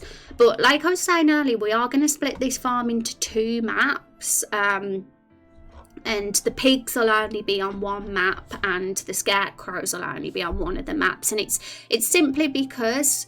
in the flashback, we see this twice. We see it at the start when the cart's first travelling, and we see it at the end when Carol's rolled off the cart by accident.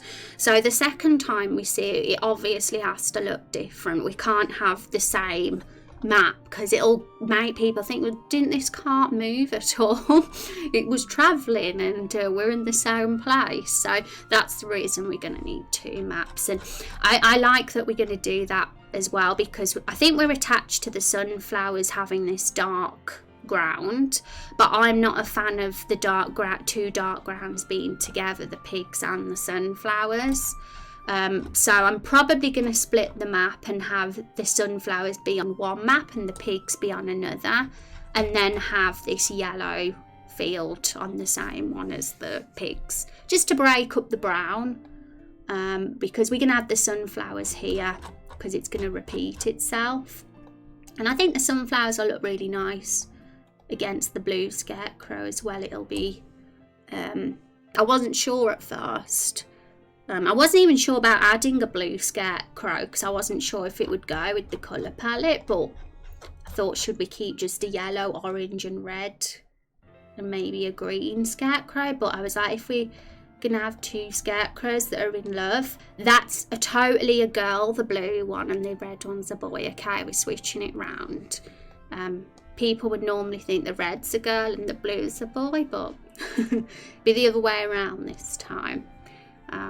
Maybe we should have a long poll, since we don't need an answer for a while. You could throw up a poll for a few weeks asking if people would prefer to have the Everbloom voice be the only enchanted place, or if they want the spell to have made it outside to this farm. Yeah, we could do as well. So because we're working on the Everbloom Forest long term, you know, that could be a poll that we could have up at any time, really. But so yeah, I'm gonna make a note. Hi Lotto, welcome to the stream. How are you doing? It's good to meet you. Hope you're having a good day. So yeah, we haven't done a poll in a while, so good excuse to have a poll. The only thing is, would people get that? Because sometimes some people might not get the lore yet. That's the only thing. But I am considering making a lore video. I've been mentioning at this stream that I want to make the lore video. Let me just get up our draw document, because this has the lore on it and I feel like it's relevant to talk about right now.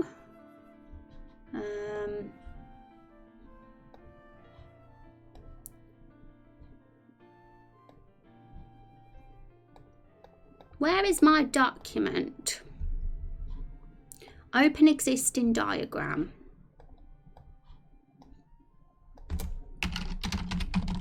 I was on here this morning and I had it open. I think I'm on the wrong storage, that's why. I'm on Google Drive instead of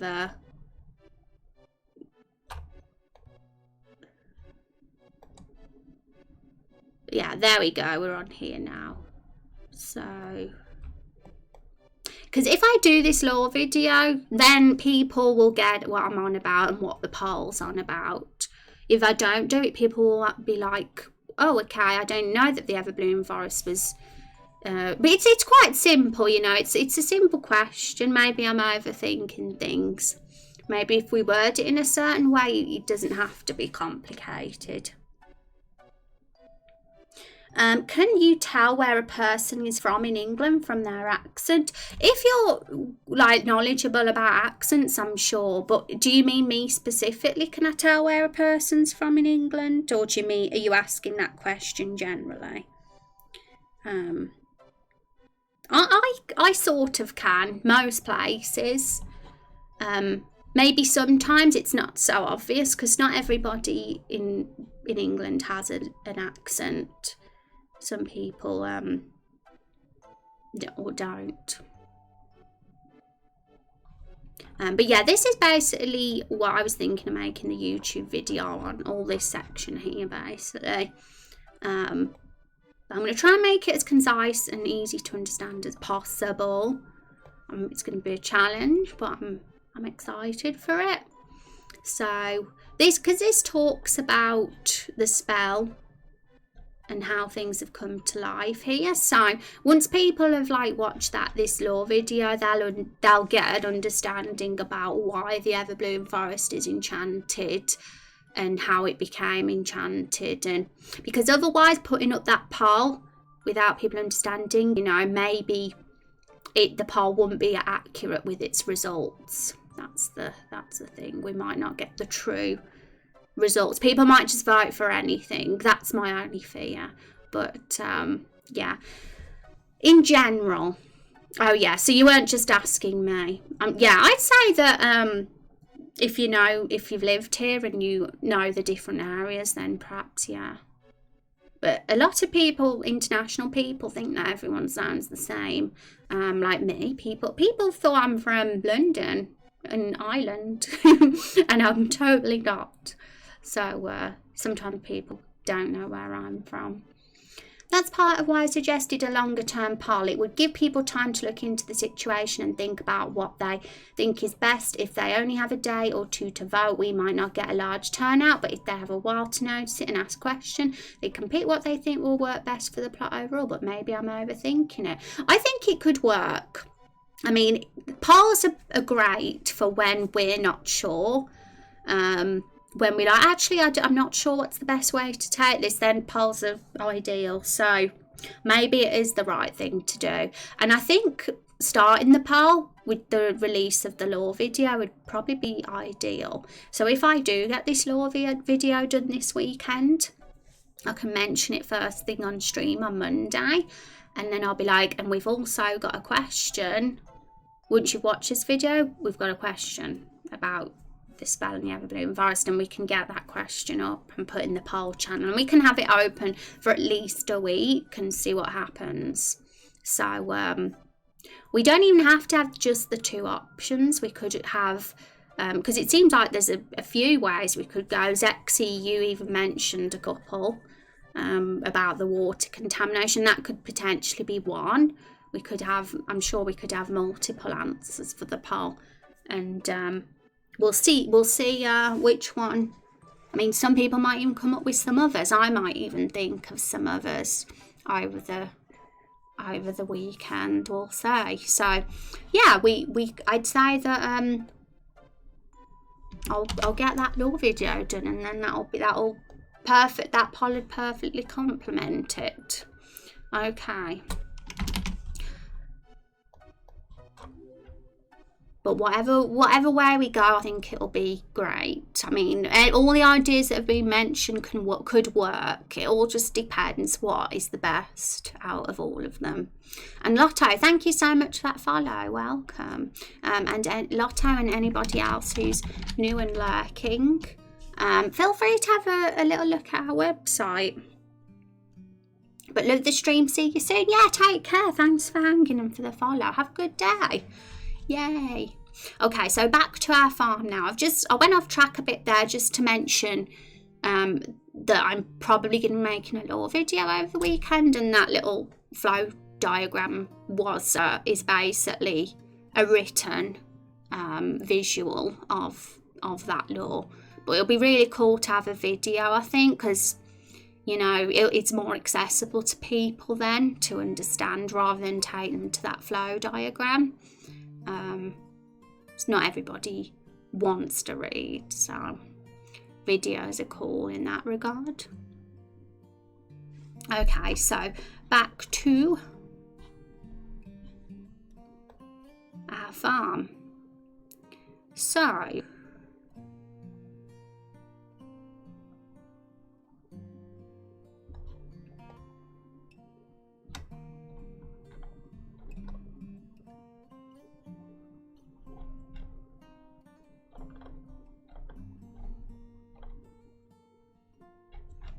okay, so I'm just going to think what to do next, because we've got I want to make these the sunflowers as well, most of all, because it's got to repeat.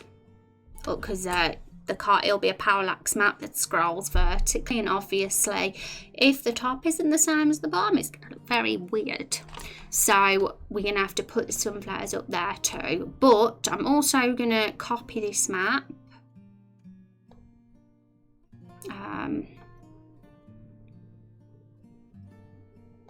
I'll put it, yeah, paste it after the wagon.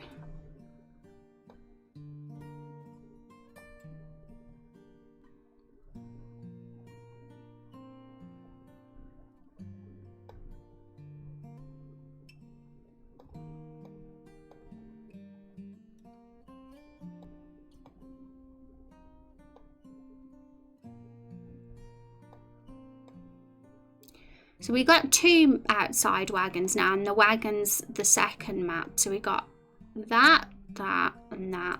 And that's because it shows a second time. And we're going to need it looking different that second time. So it gives the illusion, the impression that the car has travelled and it's not the same part of the farm. So I think... should we have the pigs on the first farm or the sunflowers on the first farm? I'm thinking pigs on the first.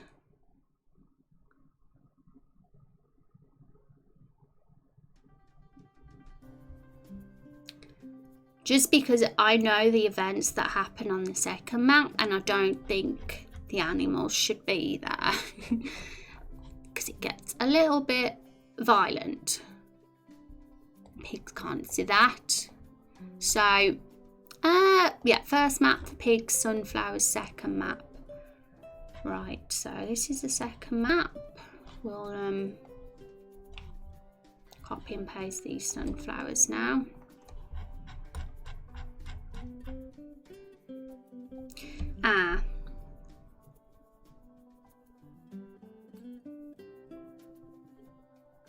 Also, yes, that means we can have the scarecrows on the second map. I don't mind that. I'm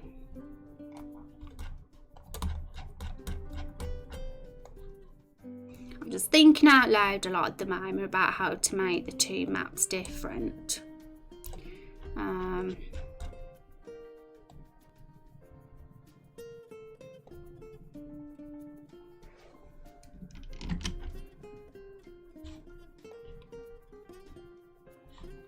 Okay, now I just realised something. We also need to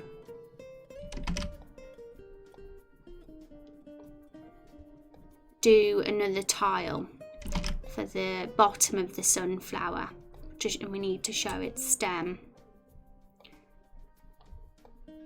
Because otherwise, if we do that, it'll be chopped off, and we don't want that. Oh, hang on, we haven't got the gapping right. Oh my goodness, my mouse didn't work then. Okay, so Miss Scarecrow's being chopped off. We need to put them back.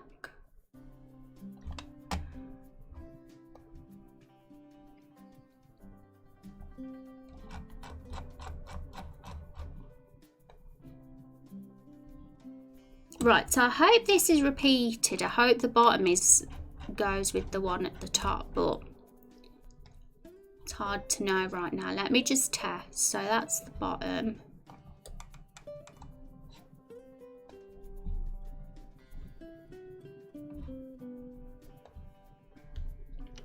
I can't even think at the moment. I have to think about those precise things off stream. We'll leave it like that for now. There's a few things to tidy up with the sunflowers I want to do, but it's pretty bit more messing about. Okay, so the pigs are going to go on this map now. They're going to stay on this first map. And we'll put back these yellow ones for this map. And we'll have some, oops, I accidentally got rid of the fences. And we'll have some different looking crops as well on these, because I did find some more crop assets yesterday.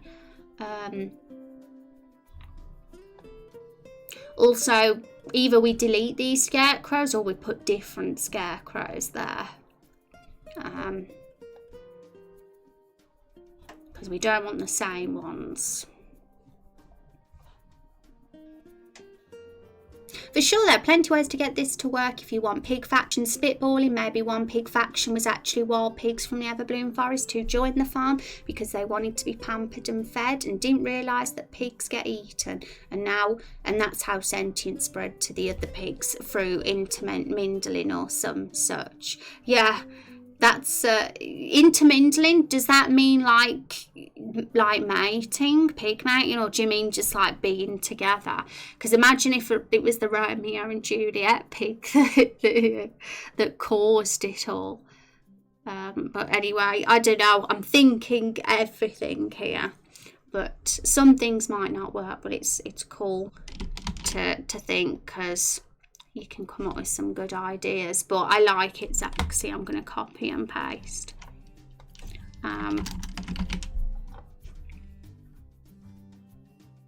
Because they're pigs.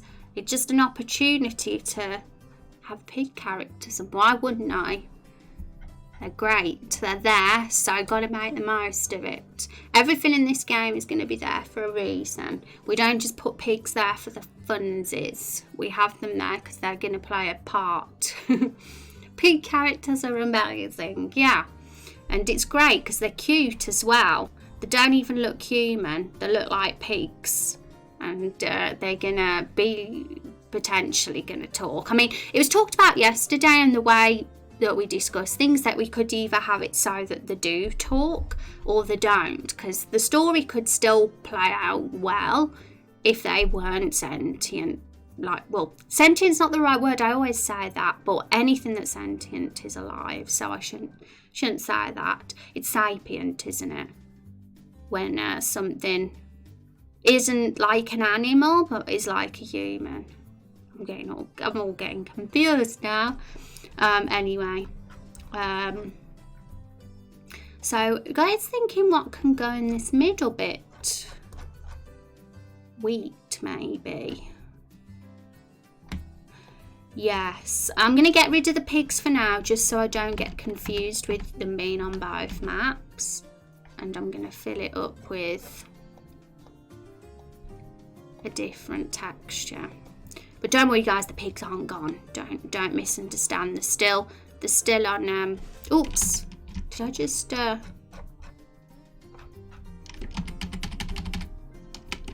Yeah, we got to keep on this map.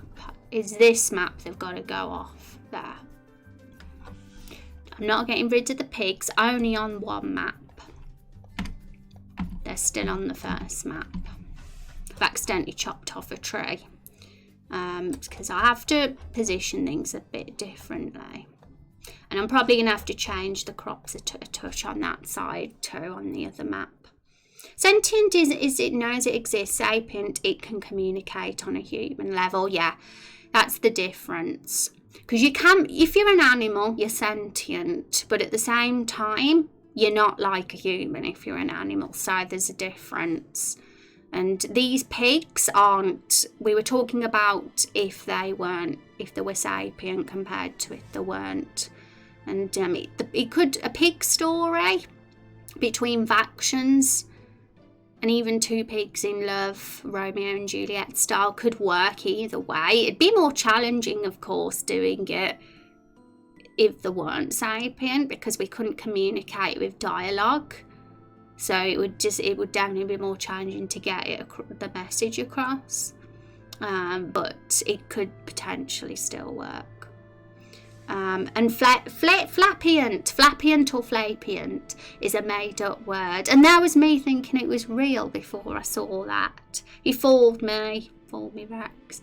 Either could work. The sentient pigs breeding with the normal pigs could have led all of them to being intelligent, or could just be because they're in close proximity. I think we talked briefly about proximity and wanting a family is what led to the second and third generation of barrels being brought to life. So the same could be true for the pigs, or I might have made that up and never actually talked about it. Not always sure what is my headcanon and what is actually plot. Yeah, I remember that because, hang on, let me reread that middle bit.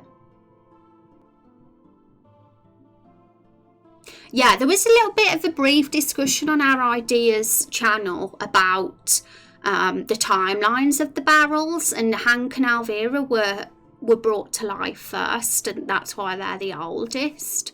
And it's there on the Draw.io anyway, the timeline is. And I think we did briefly discuss that, and we left a gap as well for Carol's parents on purpose because they're not there.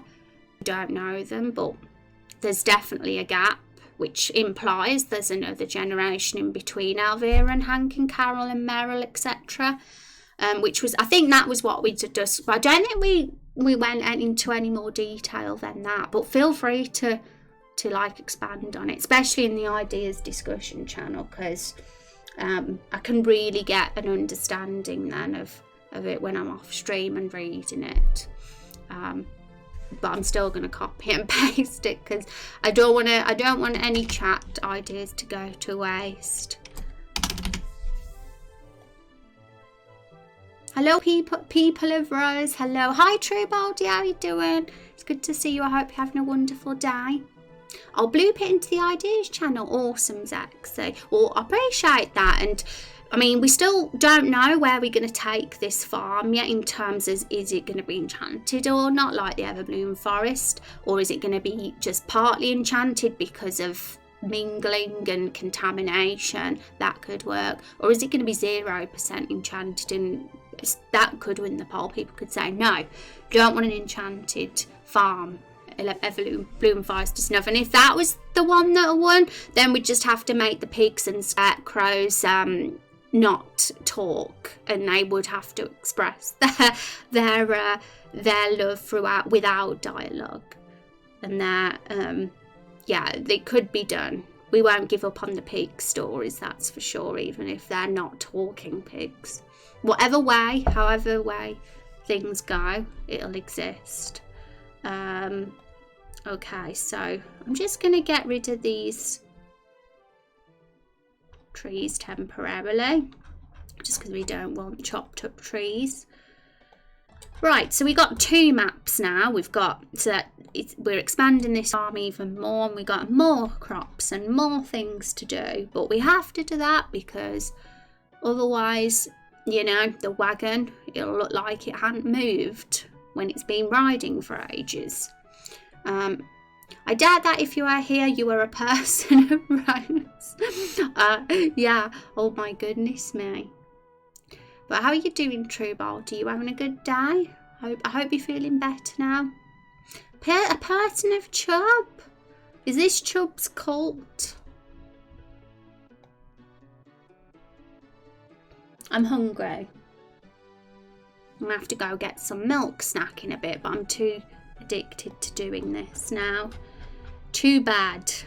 Okay, so right, so I need the bottoms of these. We need some flower stem. I don't think we've got it on our tile set just yet. So where does it end? Okay, so the flower ends there. Let's get Photoshop up. All fine, back to normal. I'm glad to hear it.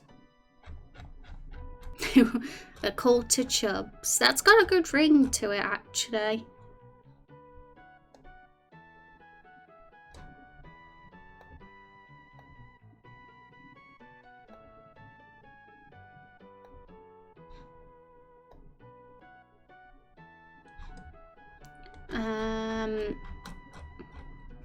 Right, so I think that is I'm glad I didn't get rid of those single flowers because we're going to need them now at this point. I think this is it. Oh my goodness, can you guys hear my tummy rumbling? It's quiet, so you probably can't. If you did, I'd be impressed though. So this bit here has got to be added, because that's the stem. Currently we don't have the bottom of the sunflowers on our map, so let's add those, but first we've got to put it back on.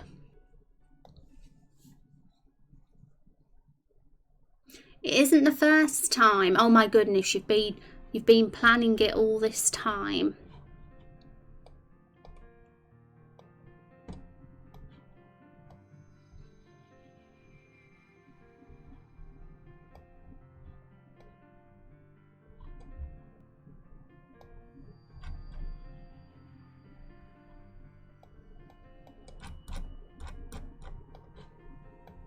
Okay.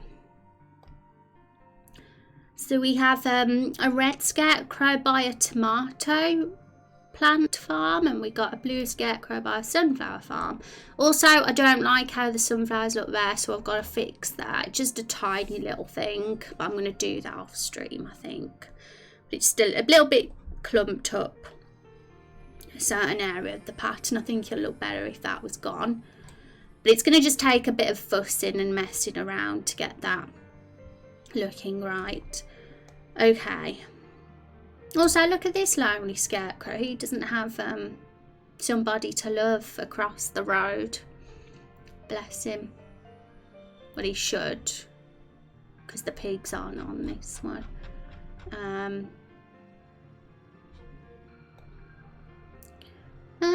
Right, so are we going to add the scarecrow? Yeah, we're going to get rid of the scarecrows on the first map then.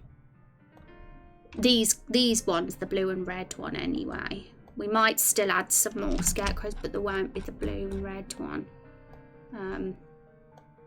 Because they're going to be original. Well, they're going to be special characters, all going to plan, part of the quest line.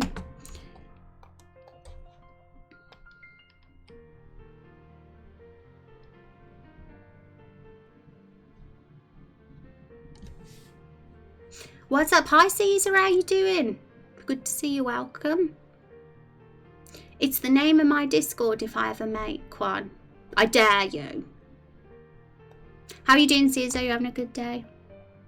Okay, so should we have a look at the new crops we've got? There's a few things we can do for the rest of the stream. We can either put the trees, plant more trees. We can fill in the crops on the yellow bit because we don't want parsnips there. So let's get rid of them. So we've already got parsnips on the right side. We can think about what to put here. Or we could just vary the crops a bit. We could have carrots and parsnips on the first map and these ones on the second map, or vice versa.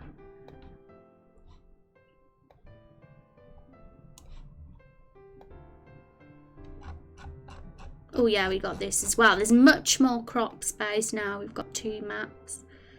And I might get rid of the tomato ones on this map and replace them with something else, just so we don't have the same things. We'll see. I'm gonna go on a BRB though, chat, because I do need a snack. I'm a very hungry one. Drawing in my your bamboo. Oh, that sounds fun. I used to have one, but I'd like a new one day. But yeah, we do have a creative channel if you on our Discord if you want to share your artwork, but no pressure from me. I get that some people can be shy. Anyway, I'll be back in a few, guys, so don't go anywhere.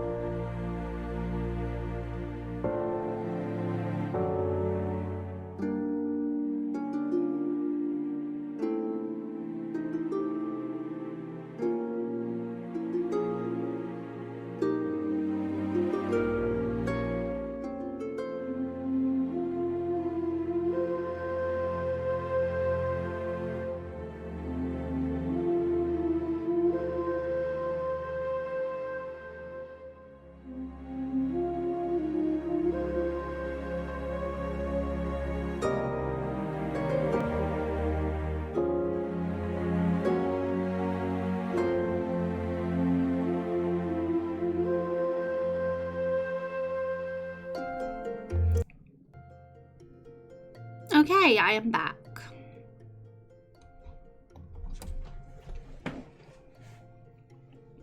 Okay.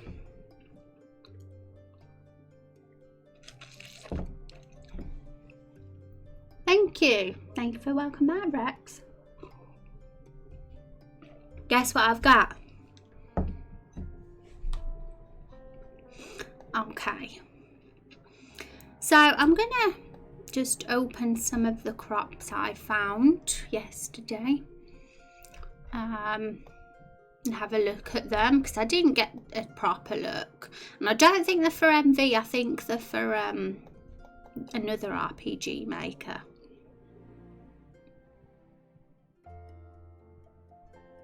So these are them. So they won't fit, I don't think, on the tiles that we've got, so we might have to reposition them. And there's a carrot there, I think, or is it a carrot? We've already got a carrot, or is it a different crop? I'm not very good when it comes to crop. I saw it was orange and I was like, carrot, but it looks a bit, it might be, but could be something else. Did you wash your hands? We've got hand sanitizer. I never go outside anyway, but so I don't think I have to be as careful as some people, but obviously I still do. But I can understand it being more like, oh my gosh, gotta wash my hands if you're like going outside or touching public places a lot. It's just me in my bedroom here. Life hasn't changed for me because I'm always at home anyway. Okay, so what are they? I want to know what these are. Are they tomatoes? Because we do have a tomato one. We can change the colours maybe to turn them into other crops, but I think they're tomatoes. But I like them because they're at different stages, and if we put some different ones around, it'll give make it look they're at different growing stages, which would be quite cool. That's is that an eggplant?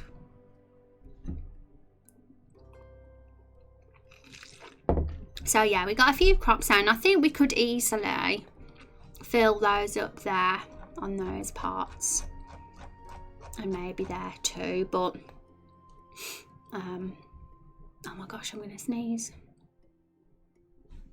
I'm not. Just one of them moments when you feel like you're gonna sneeze but don't. Let's put some trees down.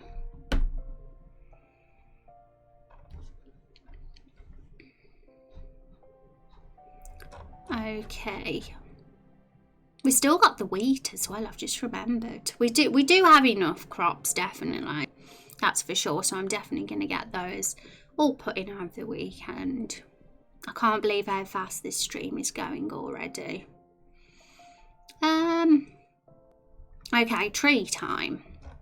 So I'm sticking to small trees because I don't want to go overboard and make it look like it's a forest, like Everbloom Forest. I don't want too many large trees, but I think having some small trees do make the area look pretty. So I don't think it hurts to have a few along the road. What do you guys think? What's your opinion on farms? Because I don't want it to become a forest farm. That's the thing. I don't want it to be a forest farm. I would rather it stay to be in flatland and no, very, very little with forestry. But for decoration reasons, I like it. That's the thing. And without it, it's boring. Looks a bit more boring. I'm back with Terminator voice. Hi, welcome back. Hope the drawing's going well. What are you drawing?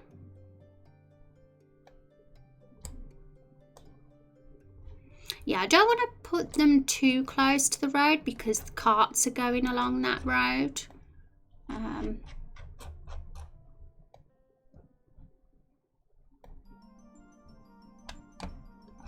We do have a cute little yellow plant there, which I like.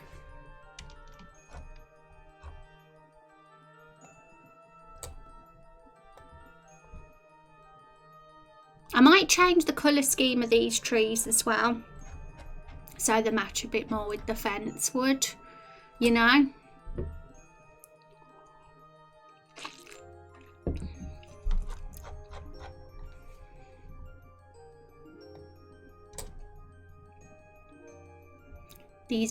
These brown ones here, because they're definitely a different shade of brown.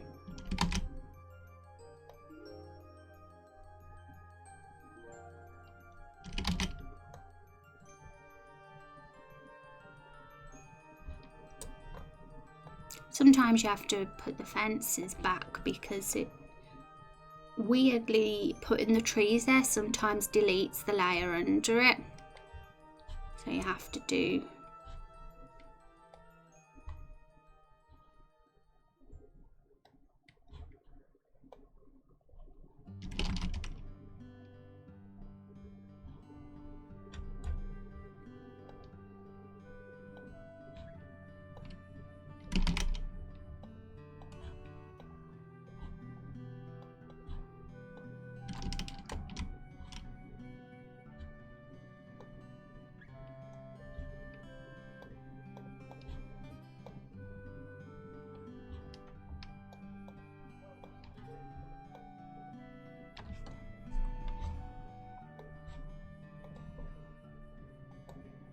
yeah, I'm just being a fussy one because for some reason sometimes it looks like there's a gap with some of these fences, so I have to fill it in with that, and then do that. There's a gap there again.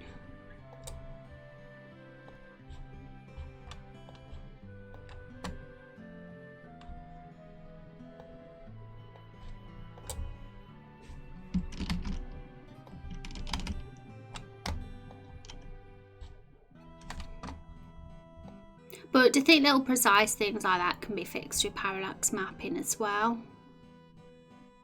Because sometimes the tiles just misbehave and decide that they don't want to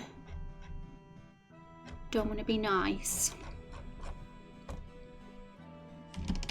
So boring's okay if we're only going to see it for a short time, but there should be a source of shade for the animals, so maybe a few trees inside the pig pen. Wow. That's an interesting point because, one, even if it's only on second view for a short time, I still don't want it to be boring because I always go all out, as you know. But most of all, it's because we will be visiting the area. It's going to be part of the world later in the game, so we might as well have it ready, sort of thing. And I could have so easily just thought, well, the screen's only going to be showing this bit, so I'm not going to bother designing all up at the far edge of the maps. I could have just not kept bothered, but I am doing it anyway because it just makes it easy for us when we bring this area into the game. Then we don't have to think, oh crap, we gotta do all the bits we didn't do. But yeah, that's a good point, Zexy, about shade for the pigs, actually.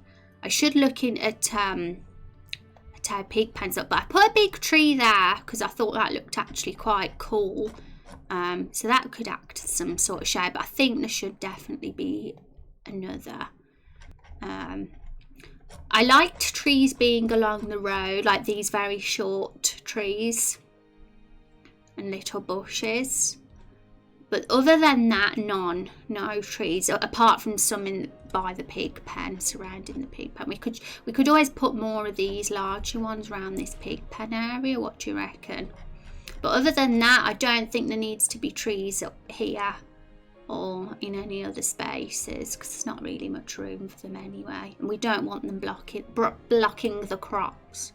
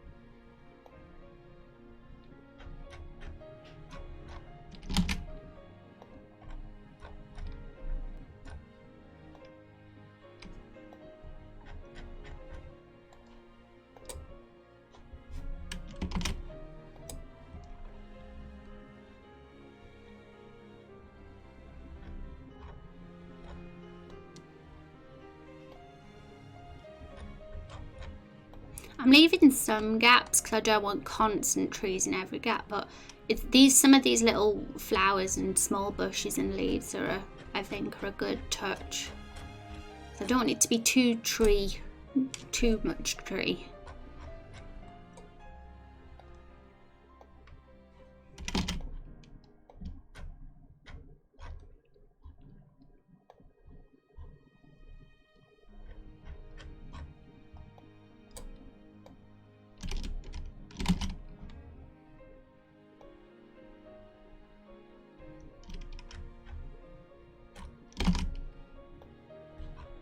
Some of the trees are definitely getting rid of parts of the fence, so that will have to be fixed for sure.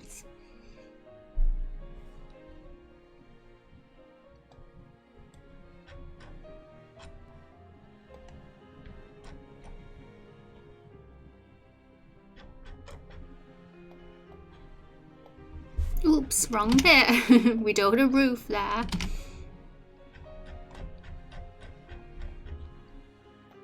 What do you guys think? Do you think the trees there look better than the blank?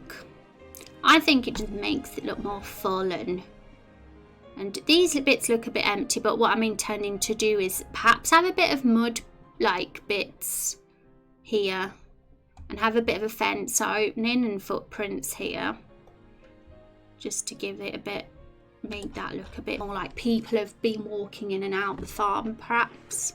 Tan Art, thank you for the follow, welcome, how are you doing? I'm not sure, I would say you should use trees to block parts of the map that aren't going to do anything for the player. So if there's a large section that doesn't have any items to find or NPCs to talk to, you should block it off behind trees so that it can serve as a background without running the risk of wasting player time with unrewarded exploring. Yeah, that's true as well, and sometimes that's hard to know before you've designed the NPCs and all that kind of thing. So I think handling that is the map would just have to be shifted a bit when the time comes. But if we had to just move things a bit because of design reasons and to make areas easier for the player to walk, then that's not an issue. I don't mind just spending a bit of time tidying things up and repositioning if we feel that needs to be done. But getting just the map down and an idea of its visual look and being happy with that is a good start, I think. And any editing that needs to be done can always be done during the next stage when we've actually got NPCs added. And also there, I think that's the one. I just noticed that tree chopped off some of our fence. Yay, welcome Tan, welcome. If you want to have a peep at our website or anything like that, feel free to. The bot just did it automatically on a timer, and that goes for anyone that's lurking or is new. Feel free to have a peek. And we got a YouTube as well, and that's going to get more active over the coming weeks and months. I'm going to be regularly posting videos related to the game on there. For sure, you can totally adjust the map after you know where everything is and where it will all be, yeah. And to be honest, Everbloom Forest is still going to be adjusted. I mean, we've got the way all 6 maps are in the Everbloom Forest right now is almost complete. Like, that is how it's going to look. But I'm not going to deny that we might need to shift a few trees or anything like that if it ever is a bit messy design-wise for some reason. So I'm always willing to do that if we have to. And it'll be the same for this map when the players get there too. But it's cool, guys, isn't it? We got like a whole other section in the game now. We only had the Everbloom Forest, but now we got another. And even though we're not in it yet, it's only really just part of a flashback. We still have done it, and it just feels like the world is getting expanded slowly, which is an awesome feeling. Is there, and this is just a thought anyway, to add mosses or vines of some kind to the fence that runs along the smaller paths? Do you think that might look good, or would that clash with your vision? I think, and actually I mentioned this yesterday, Zexy, that some variation with the fence posts could look quite nice. Not sure about if vines would be what we would use, but definitely bits of grass underneath some of them, and maybe just a variation on some of the posts, how they look, just to give a bit of variety so they don't look like all 100% the same or anything. I think that would be a smart idea. The only reason I'm thinking maybe not vines is perhaps because we already used vines for Everbloom Forest as a visual decoration. So something else here just to give it its unique sort of look compared to the Everbloom Forest would be cool. But yeah, I think that'd be good, because it definitely does look a little bit samey if we just keep everything the same. Even, you know, just putting a spade on one of them and just a bit of grass under could really help. And hi Deadshot, how are you doing? It's good to see you. Thank you for that host, by the way. I hope you're having a good day. Vines feel like spring or summer thing, and this is more of an autumn feel. Yeah, for sure. And I feel like Everbloom Forest definitely is the spring themed, maybe verging on summer sort of look, and this place has the autumn vibes, that's for sure. And we haven't really discussed seasons or anything like that in this game, or even a day or night cycle at this point. It's still a bit early to implement that right now, because at the moment we're just thinking of it as basic. We just have an area that looks the same all year round, and it's light if we're at that point in the game, or it's dark if it's dark during the scene, like your normal old school RPGs that don't have a day or night cycle basically. But I wouldn't say no about having that, depending on if it's going to work with our world. If we was going to implement something like that before episode 1, I guess we'll just say we're just we'll see how it goes, I guess. But it's definitely something I've thought about. But yeah, I kind of imagine this place all year round looking like this, but it is interesting to think of seasons. But so, you know, could be a 100% autumn place. Is that a thing? Is there a trope? Autumn forever? Or spring forever? But yeah, I that's an interesting point, and I like that we've got two different sort of seasonal looks with two of our zones. It stops them looking the same. There is a trope for everything, there is, isn't there? There is. I'm curious now if it's thing in any games where somewhere's always autumn, and I'm sure there is, because most of the time, especially the old school RPGs and games, they before it was open world and before there was a day and night cycle, everywhere, all environments looked the same. They didn't like change or anything. If somewhere was autumn, it would be autumn forever, for example. In Kago, thank you for the follow. Welcome. How are you doing? Hope you're having a good day.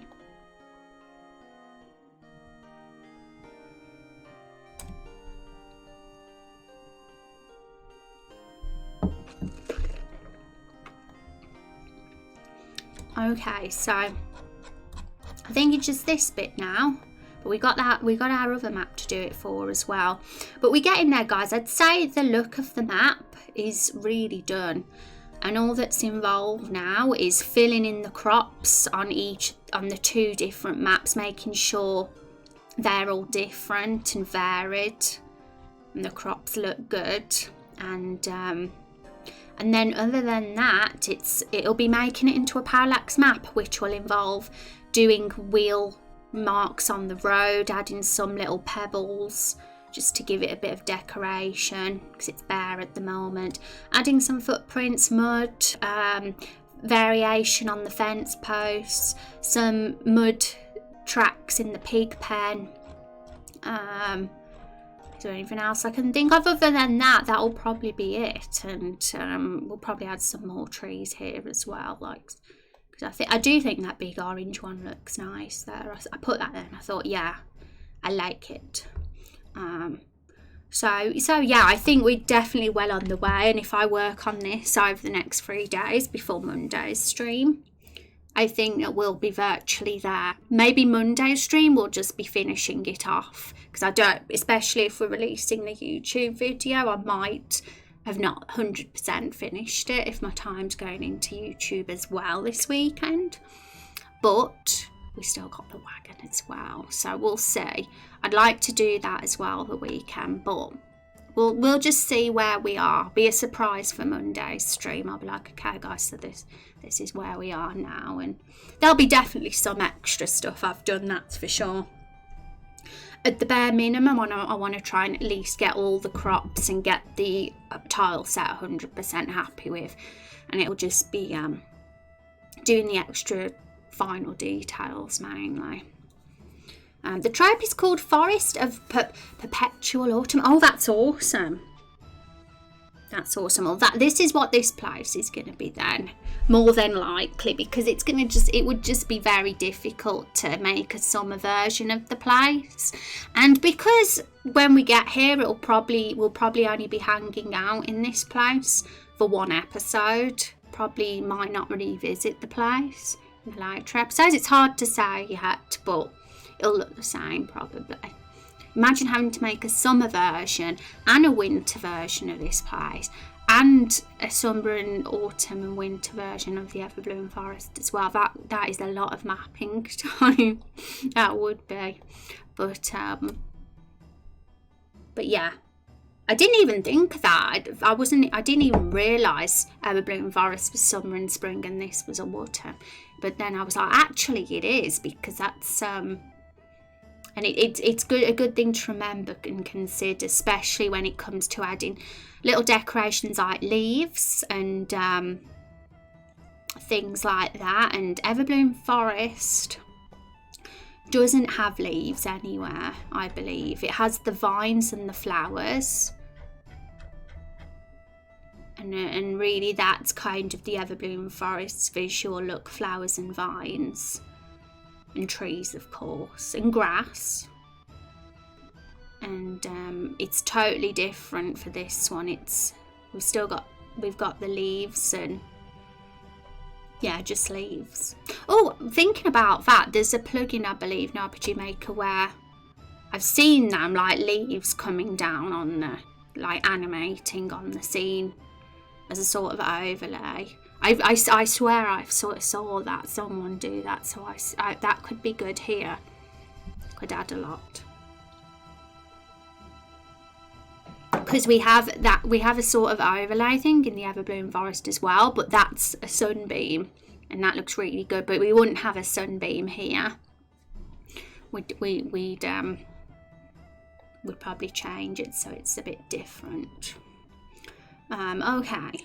So we still got time, so we'll just carry on putting things around, dotting them around on the map. Should we get some trees here now? I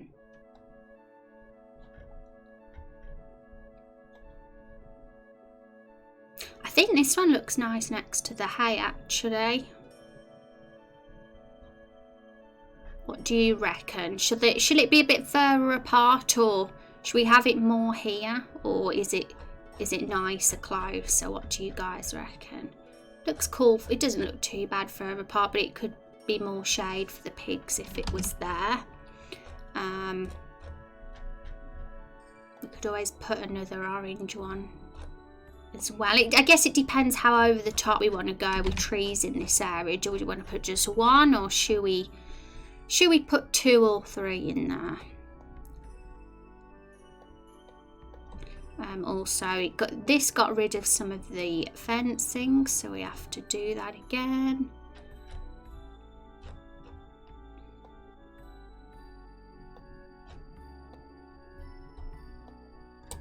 We might change its position in a sec. So, yeah, I feel like I've seen the same thing. That would be neat to have leaves and maybe little gusts of wind. Yeah, I think that it could look really, really. It could make the map look amazing. Just like little touches like that. just could really just make the place beautiful. I'm just really impressed by how far it's come since the start of the week already, and we're not even done yet. We haven't even done the parallax map yet, so it's gonna look so good, and it's just gonna make me excited for when the characters get to this place, which I don't want to get excited about yet, because we want to make the most of the Everbloom Forest area. We want to really flesh this area out. I think that'd be really cool to get a lot of side quests here and more main story things happening.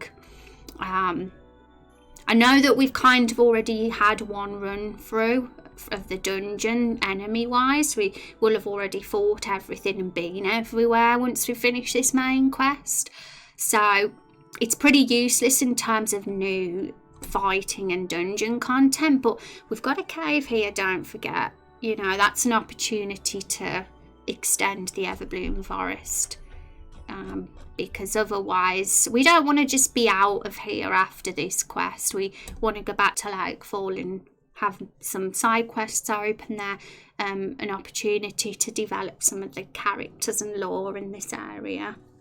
And I think that would be cool. We could even have some more bosses. We'll have had the fruits, but there could even be a second and third boss here. One could be in the cave, one could be in Lakefall, one could be one of the NPCs. Who knows? There could even be a secret area, you know, a new map of the Everbloom Forest that is hidden, and we have to do something to find it. So there could always be a little extra part. So there's much opportunity to extend the Everbloom Forest, I'd say. And I think, yeah, it'd be cool to have it be the episode 1 place. And I won't say no to starting to seeing this area at the beginning of episode 2 or the end of episode 1. I mean, it would have been nice for us all to get together and be like, so watch the second zone be, and brainstorm ideas, but we've already done this now, and I feel like it's too good an opportunity to waste visiting this and making it into a zone. But there's going to be plenty of opportunities to think of what will come after this, and what will come after that, and what will come after the next one. There's going to be lots of different places. I kind of like it in the closer space so it can be seen in the flashback, but whatever looks good to you, I have no strong attachment. Yeah, that's something to consider, because the flashback, what you can see here is all we're gonna see. So where are the pigs? Yeah, so as you can see, we won't see it if it's here. And to be honest, don't forget we're on a 2x zoom in our game, so we actually might even be more like this. But it'd be nice to at least see the edge of the tree. I think if it kind of shades over the hay, that would actually be quite a nice look. But I think it'll be cool if we put some at just maybe the tip of them at the edges.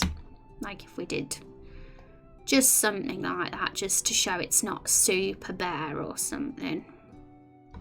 Can always do that.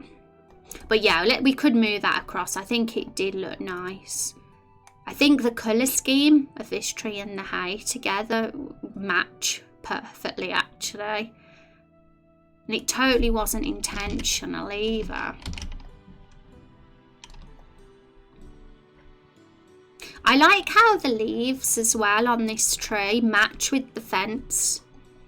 Like it's a similar sort of shade. It's a little bit more reddy, but it's a very reddy brown fence post as it is. And I think if we make these trees, these ones without leaves on them, the same colour, then that'll be good, because it'll also show that those trees were maybe used for wood in this area.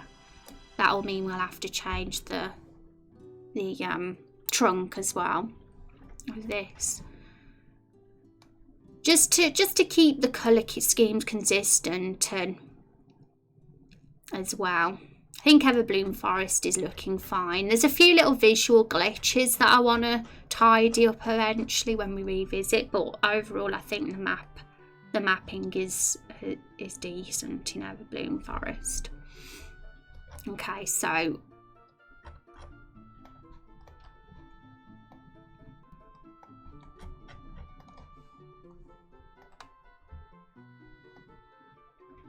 I do want to leave some, I want to have a fence opening as well, but I need to make the asset for that, because at the moment I don't have a the opposite, well, the other half of the little fence posts to do that. So I'll have to do that as well over the weekend. So let's get it in position.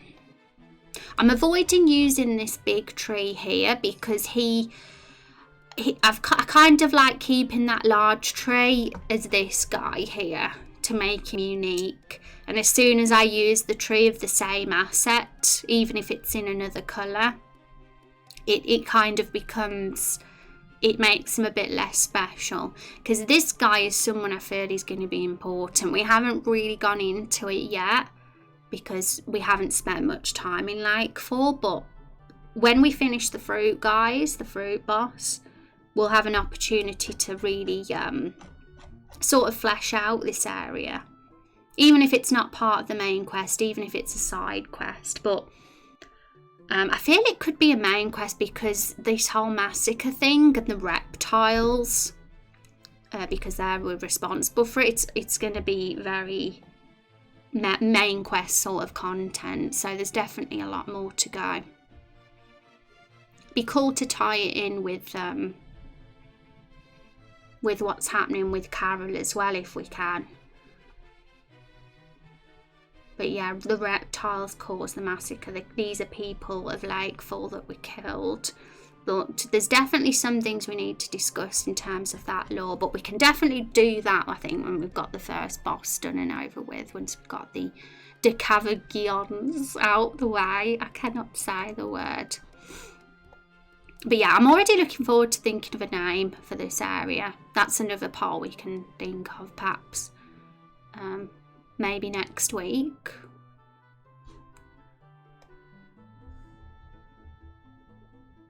His name is Philip. Whose name is Philip? Who's Philip?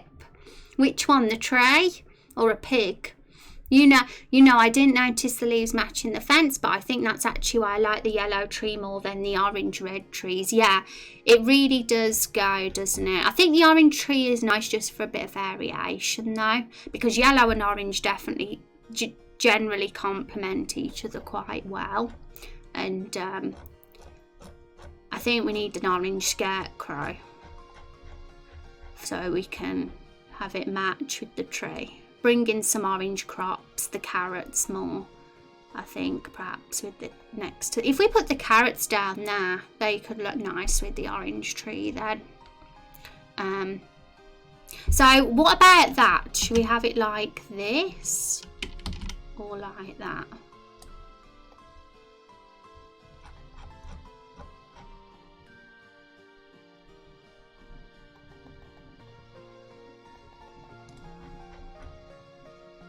The tree. The pig's names are Artemis, Cecil and Algernon.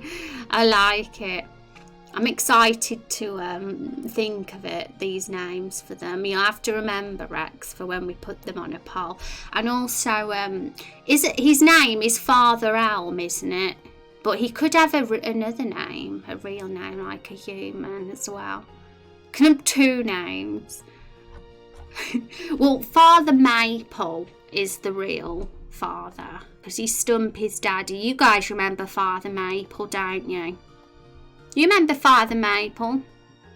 There was talk about him being the evil one of the Everbloom Forest, and this one being the good one.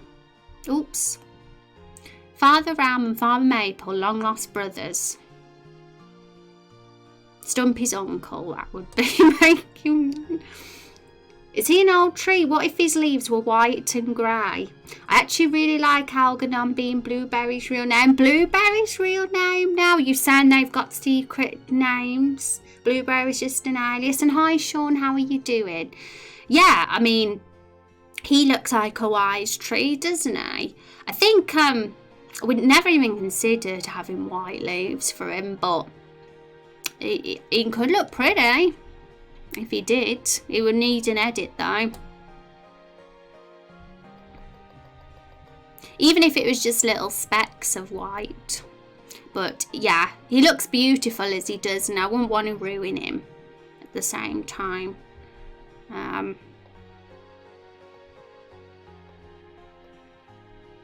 I'm not sure if I could pull it off if I did that. Set to edit.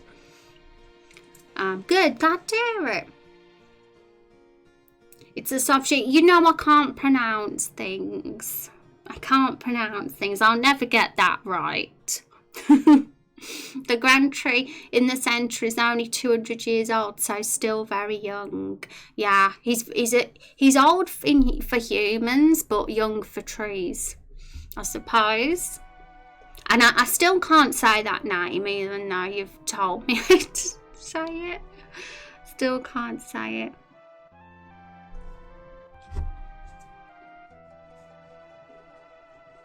What are the scarecrows' names? The in love star-crossed lovers. Also.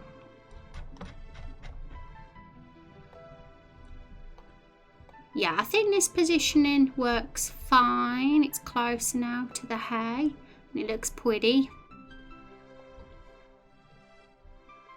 The grand tree in the centre, I've already read that, but it's Zorn and Thorn.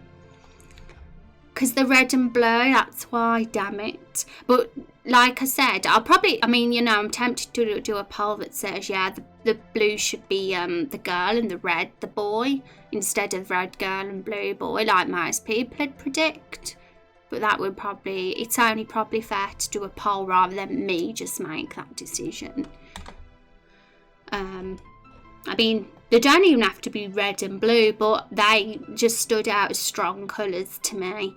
And the more generic scarecrows can just be yellow. Or, who knows? Because there's definitely more room for more scarecrows here if we've got more crops. As a redhead, I would assume the red one is a boy. Exactly. So he's the boy, she's the girl. Looks like Little Red Riding Hood a bit though, but it's going to be a boy. Red's a boy's colour and blue's a girl's colour now in Raindrop Chronicles. We change things.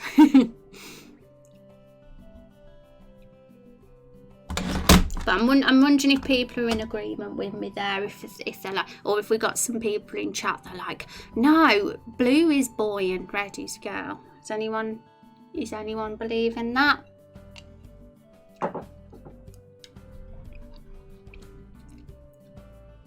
Anastasia and Horatio. See, I said that name right. Did you expect me to pronounce that correctly? Or maybe I haven't pronounced it correctly. Maybe I've still said it wrong. Okay, so more trees.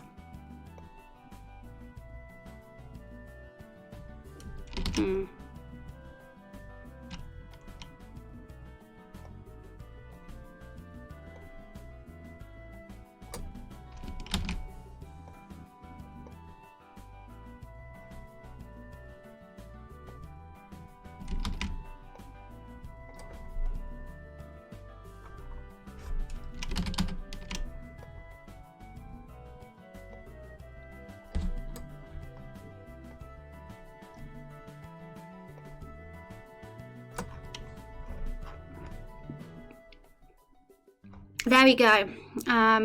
We can still put one in the middle, but for now we'll leave it blank because we don't know what else we'll be putting in that pen. And it's not really a huge deal to fill up that side because we're not actually seeing it currently. We'll only be seeing all this centre part in the flashback. We've got little piglets as well. So we got pink faction. These are the uppity pigs. And these are the dirty pigs, the ones that are looked down on. Romeo was from the bad, like the not so, like, look, the downtrodden family, wasn't he? And Juliet was from the uppity family. They should be more separated if there's a rivalry between them, that's for sure. And we should have a third one. There's probably some more pigs up there as well. There's definitely more.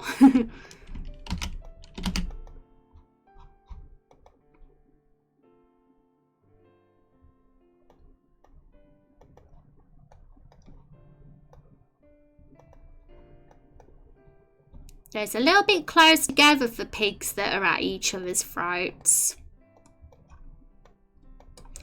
There's more of a divide between them now, showing us that there's a faction brewing already before we've even started this section of the game.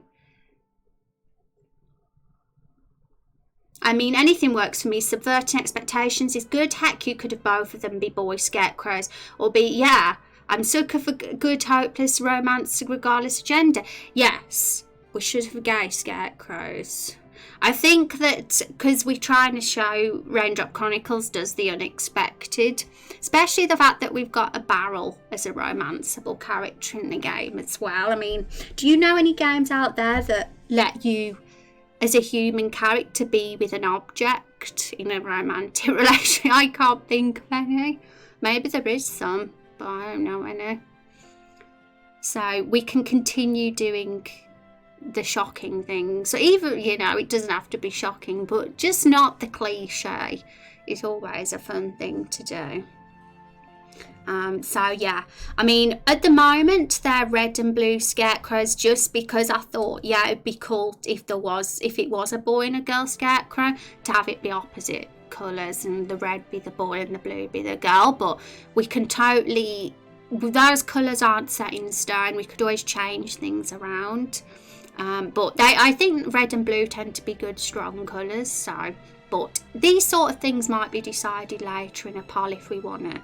If people have an idea in mind, and we can always put up a poll and see which one ends up the most appreciated and beloved idea, for sure.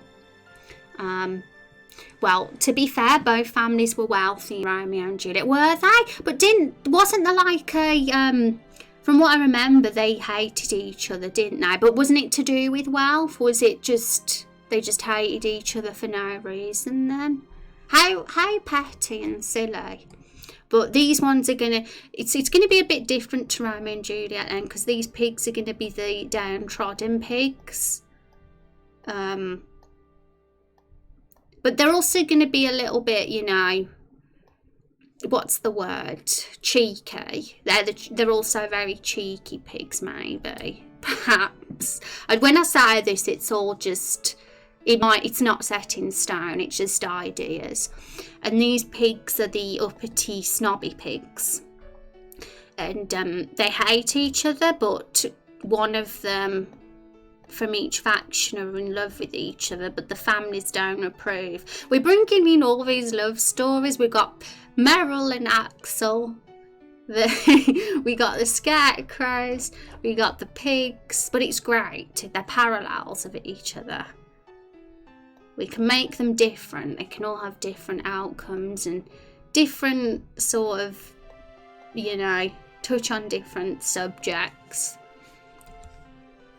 I mean, if you have Romeo and Juliet, you could also have Paris, the guy who was supposedly to actually marry Juliet. Yes, so this is Juliet, this pig here.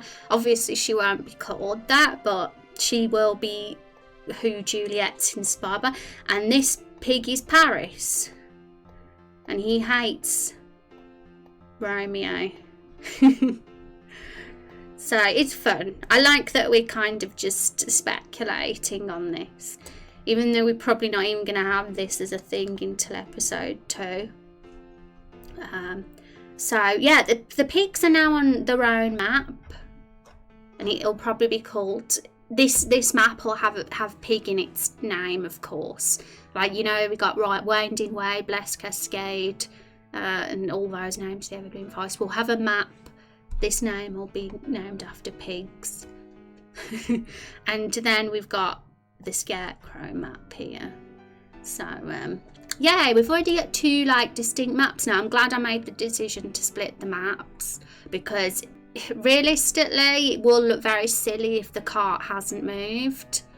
If the pigs are still there when Carol's being knocked out after a really super long conversation. So that is ultimately the reason I decided to split the map into 2 to show that we're now in a completely different area. Mass Effect, Joker and that robot lady.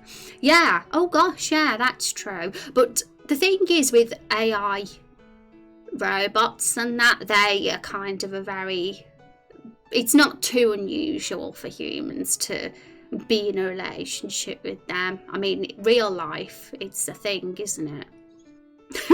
With some people. Like the Outsiders, the Socials and the Greasers. Oh, I need to look into that. Is that a thing then? Never heard of it. But I should look into anything that could be some inspiration.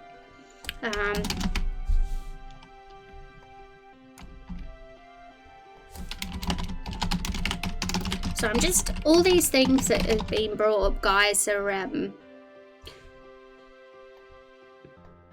also what Zexy said about subverting expectations. I'm going to copy that bit as well. All these little things you've said, I'm keeping in my notepad file, because you don't want to forget these things. Once we finish this flashback, we'll be back in the Everbloom Forest again, and we probably won't see this area for a long time. So it's nice to have the notes there for when we revisit, because we'll want to start fleshing out these story ideas then. And